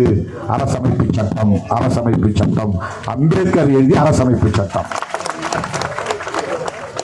எனவே RSS கும்பலின், சங் பரிவார் கும்பலின் முதல் எதிரியே, உண்மையான எதிரியே காங்கிரஸ் அல்ல, கம்யூனிஸ்டுகள் கூட அல்ல. அவங்கெல்லாம் தேர்தல் களத்தில் பகைவர்கள், பேசுகிற கொள்கை அடிப்படையிலும் எதிரிகளாக இருக்கலாம். ஆனால் பிரையாரிட்டி என்று பார்க்கிற போது அவர்களின் அடிப்படை கொள்கைக்கு நேர் எதிராக இங்கே இயங்கிக் கொண்டிருப்பது அம்பேத்கர் எழுதிய அரசமைப்பு சட்டம் தான். அந்த அரசமைப்பு சட்டத்தை நிறைவேற்றுவதற்கு முதல் நாள் நவம்பர் 26க்கு முன்னாடி 25ஆம் தேதி அம்பேத்கர் பேசுறார். இதை மட்டும் சொல்லி நான் முடிக்கிறேன். இதுதான் ரொம்ப முக்கியமான இடம். பொலிட்டிக்கல் டெமோக்ரஸி நமக்கு கிடைச்சிருச்சு. வெள்ளைக்காரன் நம்ம கையில் அரசாங்கத்தை கொடுத்துட்டான். நமக்கு ஒரு மனுஷனுக்கு ஒரு ஓட்டு, ஒரு ஓட்டுக்கு ஒரு மதிப்புன்னு வந்துருச்சு. பொலிட்டிக்கல் ஈக்குவாலிட்டி கிடைச்சிருச்சு. கிட்டத்தட்ட அது ஒரு சமத்துவம் கிடைச்ச மாதிரி தான் ஜனநாயகம், அரசியல் ஜனநாயகம் கிடைச்சிருச்சு. நாம் 1950ஆம் ஆண்டு ஜனவரி 26 குடியரசு நாளாச்சு. இன்னும் கொஞ்ச நாள்ல இது குடியரசு ஆயிரும். என்ன குடியரசுக்கும் சுதந்திரத்துக்கும் என்ன வேறுபாடு? ஆகஸ்ட் 15 1947 சுதந்திரம் அடைந்தது. இது வெள்ளைக்காரன் நான் இனிமே உன் நாட்டை ஆள மாட்டேன்பா, நான் வெளியேறேன்னு வெளியேற நாள், அது சுதந்திர நாள். குடியரசு நாள் என்னன்னா நம்மை நாமே ஆண்டு கொள்வதற்கு நாம் எழுதிய அரசமைப்பு சட்டம் நடைமுறைக்கு வந்த நாள். குடினா மக்களை குறிப்பது, குடியரசுனா மக்களுடைய அரசு. மக்களுடைய அரசு, எங்களுடைய அரசு, இந்தியா மக்களுடைய அரசு என்னைக்கு நடைமுறைக்கு வருதுன்னா ஜனவரி 26 1950. இதுதான் குடியரசு நாள். இது எதன் மூலம் வருகிறது? அரசமைப்பு சட்டத்தின் மூலம் வருகிறது. அரசமைப்பு சட்டம் எப்போது நிறைவு பெற்று ஒப்படைக்கப்படுகிறது? 1949 நவம்பர் 26. 47க்கும் 1950க்கும் இடையில இருக்கிற அரசாங்கம் காபந்து சர்க்கார்னு பேரு, தற்காலிகமான அரசு. அப்போ பண்டிட் ஜவஹர்லால் நேருவை அவன் சட்டம் இருக்கும், அவனுடைய நிர்வாகம் இருக்கும். அவன் எழுதிய அந்த 1935 கவர்மெண்ட் ஆஃப் இந்தியா ஆக்ட் நடைமுறையில் இருக்கும். அவன் பிசிக்கலா வெளியே போயிடான், ஆனா வெர்ச்சுவலா இருக்கிறான். அவன் சட்டம் இருந்துட்டு தான் இருக்கு. நம்ம சட்டம் வர்ற வரையிலும் அவன் சட்டம் தான் இருக்குது. அதனால இடையில ஒரு அரசாங்கத்தை உருவாக்குறான். அந்த அரசாங்கத்தில் தான் பண்டிட் ஜவஹர்லால் நேரு பிரதமராகிறார். அதுவரையிலும் அவன் கட்டுப்பாட்டில் இருக்கிறதா தான் அர்த்தம். 50க்கு பிறகுதான் முழுமையான குடியரசாக இது மாறுகிறது. அது இண்டிபெண்டன்ஸ் டே. டிபெண்டன்ஸ்னா சார்ந்து இருக்கிறது, இன்டிபெண்டன்ஸ்னா சாராமல் இருக்கிறது. இன்டிபெண்டன்சி, நீ ஒருத்தர் சார்ந்து இருந்தா அவனை டிபெண்ட் பண்ணி இருக்கிறேன்னு அர்த்தம். டிபெண்டன்ட், நான் எவனையும் சாராம இயங்க முடியும்னா இண்டிபெண்டா இருக்கிறேன்னு அர்த்தம். இந்த தேசம் டிபெண்டா இருந்தது இங்கிலாந்து அரசாங்கத்தோட, அது இண்டிபெண்டா மாறிச்சு, அவனை சாராமல் இருந்தது. அது 1947 ஆகஸ்ட் மாதம் 15ஆம் தேதி. அப்பதான் அவன் வந்து பாகிஸ்தானையும் பிரிச்சு கொடுத்துட்டான். மேற்கு பாகிஸ்தான், ஈஸ்ட் பாகிஸ்தான். இந்தியாவை 2 நாடா பிரிச்சு கொடுத்துட்டு போயிட்டான். அப்ப நடந்த கலவரம் அது பெரிய வரலாறு, அது தனி. அம்பேத்கர் எழுதிய அரசமைப்பு சட்டத்தால் தான் இந்த தேசமே குடியரசானது. ஞான ஸ்நானம் பெற்றதுபாங்க இல்லையா கிறிஸ்டியானிட்டியில. ஒருத்தன் வந்து கோயில் சர்ச்சுக்கு போனாலும் வந்தாலும் கூட எப்ப உண்மையான கிறிஸ்தவனா மாறுறான்னா அங்க இருக்கிறவர் வந்து ஞானஸ்நானம் கொடுத்தாதான் உண்மையான கிறிஸ்தவனா மாற முடியும். இந்து மதத்திலேயே இப்படி வந்து பூணூல் போடுறாங்க, உபநயனம் கொடுக்கணுன்றாங்க. அது பிராமண சமூகத்தில் மட்டும்தான் இருக்கு. அப்ப அதுக்கு பிறகுதான் உண்மையான ஒரு இந்துவா மாற முடியும். அந்த மாதிரி இது உண்மையான குடியரசாக, தற்சார்புள்ள ஒரு அரசாக, ஏகாதிபத்திய சார்பில்லாத ஒரு அரசாக, அந்நியர்களின் ஆதிக்கம் இல்லாத ஒரு அரசாக, தனக்குத்தானே சட்டத்தை கொண்டு இயங்குகிற ஒரு மக்கள் அரசாக மாறியது 1950 ஜனவரி 26. இது நிகழ்ந்தது அம்பேத்கர் அவர்களால். இந்த தேசம் குடியரசானது அம்பேத்கர் கை வச்சு இந்தியாவுக்கு ஞானஸ்தானம் கொடுக்கிறார். இந்திய தேசத்திற்கு ஞானஸ்தானம் கொடுக்கிறார். நீ குடியரசாக கடவுது, உன்னை இன்று முதல் நான் குடியரசாக்குகிறேன்.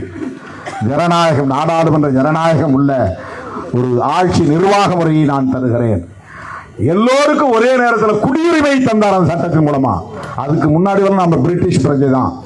இந்த குடியரசு வந்த பிறகு நாம் எல்லாம் இந்தியன் சிட்டிசன்ஸ். எல்லோருக்கும் குடியுரிமை தந்தவர் புரட்சியாளர் அம்பேத்கர் அரசமைப்பு சட்டத்தின் மூலமா. அப்போ 25ஆம் தேதி என்ன பேசினார்னா, அரசியல் ஜனநாயகம் கிடைச்சிருச்சு, நாம ரொம்ப ஆபத்தான ஒரு கட்டத்தை நோக்கி பயணிக்கிறோம், இங்க சமூக ஜனநாயகம் இல்லை. சமூக ஜனநாயகம்னா என்ன? அதுக்கு அவர் விளக்கிறார். சமூக ஜனநாயகம் என்பது ஒரு வாழ்வியல் முறை. என்ன வாழ்வியல் முறை? சகோதரத்துவம் உள்ள ஒரு வாழ்வியல் முறை. சகோதரத்துவம் இருந்தால்தான் அது சமூக ஜனநாயகம். சகோதரத்துவம் எப்ப வரும்? லிபர்ட்டி, ஈக்குவாலிட்டி இருந்தாதான் சகோதரத்துவம் வரும். இந்த லிபர்ட்டி, ஈக்குவாலிட்டி, ஃப்ரெட்டர்னிட்டிங்கிற 3 வார்த்தையும் ஜஸ்டிஸ் அவர் விட்டுட்டார். இந்த 3 வார்த்தையை ட்ரினிட்டி, திரித்துவ கொள்கைங்கிறார், 3 முக்கொள்கைங்கிறார். இந்த 3 ஒன்னோடு ஒன்று தொடர்புடையவை. லிபர்ட்டி மட்டும் தனித்து இயங்க முடியாது. சமத்துவம் இல்லாமல், சகோதரத்துவம் இல்லாமல் லிபர்ட்டி வேஸ்ட். லிபர்ட்டி இல்லாமல் சமத்துவம் பயன்படாது. லிபர்ட்டியும் சுதந்திரமும் சமத்துவம் இல்லைன்னா சகோதரத்துவம் இருக்காது. சகோதரத்துவம் இல்லைன்னா சமத்துவம், சுதந்திரம் இருக்காது. இந்த 3 இருக்கணும். இந்த 3 இருக்கிற மாதிரி சமூகத்தில் சில வேலைகளை நாம் செய்ய வேண்டியிருக்கிறது. அரசமைப்பு சட்டத்தை முறையாக நடைமுறைப்படுத்துவதன் மூலம் என்ன? எஜுகேஷன், எம்ப்ளாய்மெண்ட் எல்லோருக்கும் தர வேண்டும். கல்வி, வேலை வாய்ப்பு உறுதிப்படுத்த வேண்டும். அப்பதான் இந்த 3 நடைமுறைக்கு வரும். கல்வி, வேலை வாய்ப்பு தரணும்னா என்ன வேணும்? சோசியல் ஜஸ்டிஸ் வேணும். சோசியல் ஜஸ்டிஸ் வேணும்னா அதுக்கு சட்டம் வேணும். அதுதான் இடஒதுக்கீடு சட்டம். இதெல்லாம் முறையா நடைமுறைப்படுத்தினாதான் சமூக ஜனநாயகம் வளரும். இப்போ வெறும் அரசியல் ஜனநாயகத்தை பெற்றுட்டு நம்ம உள்ள போயிட்டோம். இந்த சூழல்ல அவர் சொல்றாரு, வருத்தத்தோட, கவலையோட சொல்றாரு, இப்படி ஒரு கும்பல் வருங்கிற எதிர்பார்ப்போட சொல்றாரு.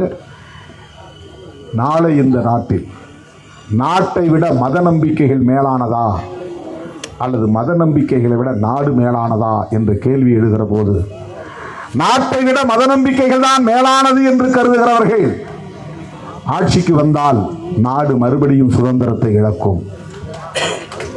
எவ்வளவு பெரிய விஷன் பாருங்க. இதுதான் விஷனரி லீடர், லாங் விஷன். இதுதான் ரெஸ்பான்சிபிலிட்டி, பொறுப்புணர்வு. அம்பேத்கருக்கு எப்படி கவலை இருக்கு பாருங்க. ஒன் ஓட், ஒன் வேல்யூ என்று இருந்தால் போதாது. இங்க லிபர்ட்டி இருக்கணும், ஈக்குவாலிட்டி இருக்கணும், ஃப்ரெட்டர்னிட்டி வரணும். இதை நடைமுறைப்படுத்த வேண்டுமானால் எஜுகேஷன், எம்ப்ளாய்மெண்ட் எல்லோருக்கும் கிடைக்க வேண்டும். சமூக நீதியை நடைமுறைப்படுத்த வேண்டும். இடஒதுக்கீட்டை உறுதிப்படுத்த வேண்டும். இன்னைக்கு என்ன நிலைமை? இது பல மேடைகளில் நான் பேசியிருக்கிறேன். 75 ஆண்டுகள் உருண்டோடிவிட்டன. இவர்கள் என்ன விவாதித்திருக்க வேண்டும்? சமூக ஜனநாயகம் நடைமுறைக்கு வந்திருக்கிறதா? ஃப்ரெட்டர்னிட்டி, சகோதரத்துவம் வளர்ந்திருக்கிறதா? ஈக்குவாலிட்டி, ஸ்டேட்டஸ் அண்ட் ஆப்பர்ச்சுனிட்டி அதை நடைமுறைப்படுத்தி இருக்கிறோமா? சமத்துவமான அணுகுமுறை இருக்கிறதா? சமத்துவமான வாய்ப்பு வழங்கப்படுகிறதா? லிபர்ட்டி, எல்லோருக்குமான சுதந்திரம், சிந்திப்பதற்கு, கருத்தை வெளிப்படுத்துவதற்கு, மத நம்பிக்கைகளுக்கு, அதை நடைமுறைப்படுத்துவதற்கு, வழிபாட்டு தலத்திற்கு, வழிபாடு முறைக்கு. எத்தனை லட்சம் பேர், எத்தனை கோடி பேர் இன்றைக்கு தான் நம்புகிற இறைவனை கூட வழிபட முடியாமல் தடுக்கப்படுகிறார்கள். சுதந்திரம் இல்லையே, சமூக ஜனநாயகம் இல்லையே. சமூக ஜனநாயகத்தை பற்றி கவலைப்படுகிறார் புரட்சியாளர் அம்பேத்கர் அவர்கள். இதை பற்றி யாரும் நாடாளுமன்றத்தில் பேசவில்லை. அமித்ஷா இதை பற்றி அல்லவா பேசியிருக்க வேண்டும்? உங்கள் காலத்திலே, உங்கள் ஆட்சி காலத்திலே இதையெல்லாம் நீங்கள் நடைமுறைப்படுத்தவில்லை, நாங்கள் நடைமுறைப்படுத்தி இருக்கிறோம் என்று சொல்லி இருந்தால் கூட மகிழ்ச்சி. பிரெட்டர்னிட்டி எங்களால் வளர்ந்திருக்கிறது. சாதி சண்டைகள் கிடையாது, ஆணவ கொலைகள் கிடையாது, ஜெண்டர் ஈக்குவாலிட்டி உருவாகி இருக்கிறது, ஆணும் பெண்ணும் சமம் உருவாகி இருக்கிறது. நீங்கள் பெண்களுக்கான இடஒதுக்கீட்டை நடைமுறைப்படுத்தவில்லை. நாங்கள் 33% சட்டமன்றத்திலும் நாடாளுமன்றத்திலும் பெண்களுக்கு இடஒதுக்கீட்டை கொண்டு வந்து விட்டோம். பதவி உயர்வில் இடஒதுக்கீட்டை நாங்கள் கொண்டு வந்து விட்டோம். முன்னேறிய சமூக பிரிவினருக்கு இடஒதுக்கீட்டு சட்டம் கொண்டு வந்ததை போல SC ST OBC மக்களுக்கான இடஒதுக்கீட்டுக்கு சட்டம் கொண்டு வந்து விட்டோம். இதையெல்லாம் பேச முடிந்ததா? மோடி பேசினாரா? அமித்ஷா பேசினாரா? என்ன பேசுறாரு?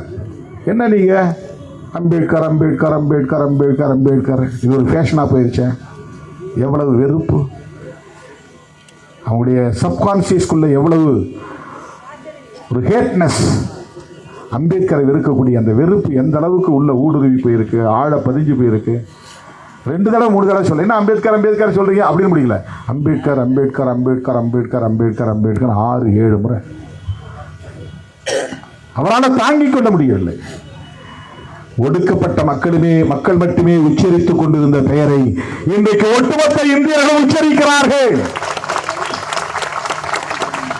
சேரி பகுதிகளில் மட்டுமே உச்சரிக்கப்பட்ட பெயர் அம்பேத்கர் இன்றைக்கு ஒட்டுமொத்த இந்தியா முழுவதும் உச்சரிக்கப்படுகிற பெயர் அம்பேத்கர்.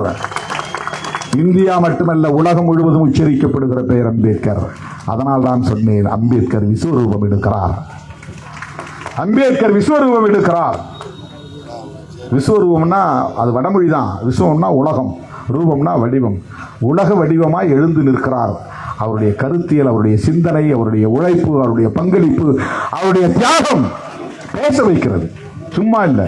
நீங்க எங்க அம்பேத்கரை பத்தி பேசுங்க, நம்ம யாராவது போய் சொன்னோமா? இந்த மக்கள் சொன்னார்களா? பேச வைக்கிறார் அம்பேத்கர். அது யார் பேசினாலும் அமித்ஷாவையும் பேச வைக்கிறார், ராகுல் காந்தியையும் பேச வைக்கிறார். திருமாவளவன் பேசுறான்னா அதுக்கு ஒரு காரணம் நீ சொல்ல முடியும். ஆனால் ராகுல் காந்தியையும் பேச வைக்கிறார், அமித்ஷாவையும் பேச வைக்கிறார். யார்? அம்பேத்கர் பேச வைக்கிறார். அம்பேத்கருடைய சிந்தனைகள் பேச வைக்கின்றன. அம்பேத்கருடைய ஐடியாலஜி பேச வைக்கிறது. அம்பேத்கருடைய கான்ட்ரிபியூஷன், பங்களிப்பு பேச வைக்கிறது. அம்பேத்கருடைய உழைப்பு பேச வைக்கிறது. அம்பேத்கருடைய தியாகம் பேச வைக்கிறது.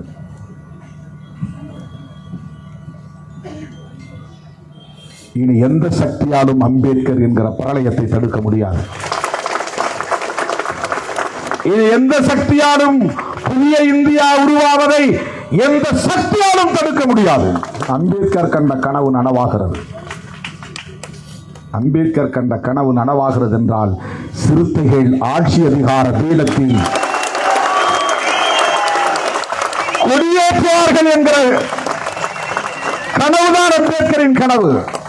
ஏன் சிறுத்தைகள் சொல்றேன்னா, இன்னைக்கு இந்தியாவில் அம்பேத்கரின் கொள்கைகளை உறுதிப்பாட்டோடு பேசுகிற இயக்கம் விடுதலை சிறுத்தைகள் கட்சி. தமிழ்நாட்டில் இருக்கிற அரசியல் கட்சிகளோடு ஒப்பிட்டு நாங்கள் இங்கே ஆட்சி பிடிப்போங்கிற பொருளை சொல்லல. சிறுத்தைகளின் போராட்டம் வெற்றி பெறும், அம்பேத்கர் கண்ட கனவு நனவாகும், விளிம்பு நிலை மக்களின் கைகளில் ஆட்சி அதிகாரம் வரும். அதுதான் அதற்கு பொருள். விளிம்பு நிலை மக்களின் கைகளில் ஆட்சி அதிகாரம் வரும். இதை இனி எந்த சக்தியாலும் தடுக்க முடியாது. ஒரு 10 வருஷத்துக்கு முன்னாடி யாராவது அம்பேத்கர் பத்தி அப்படி பேசுவாங்களா? சிலைக்கு மாலை போடுறதுக்கே ரொம்ப தயங்குவாங்க.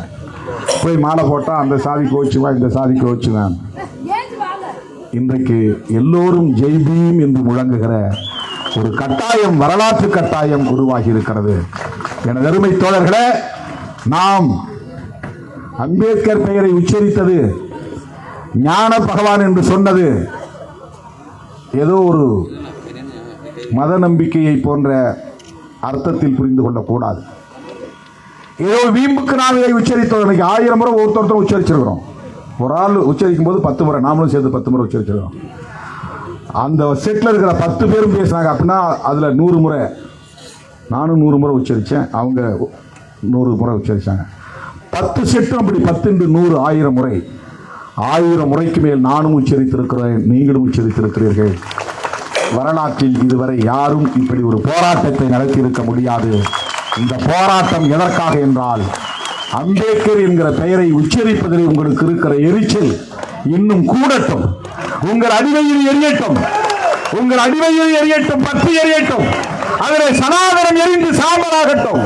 இப்போது எல்லோரும் சேர்ந்து சொல்லுவோம், அம்பேத்கர், அம்பேத்கர், அம்பேத்கர், அம்பேத்கர், அம்பேத்கர், அம்பேத்கர், அம்பேத்கர். ஜெய் பீம், ஜெய் பீம், ஜெய் பீம். நன்றி.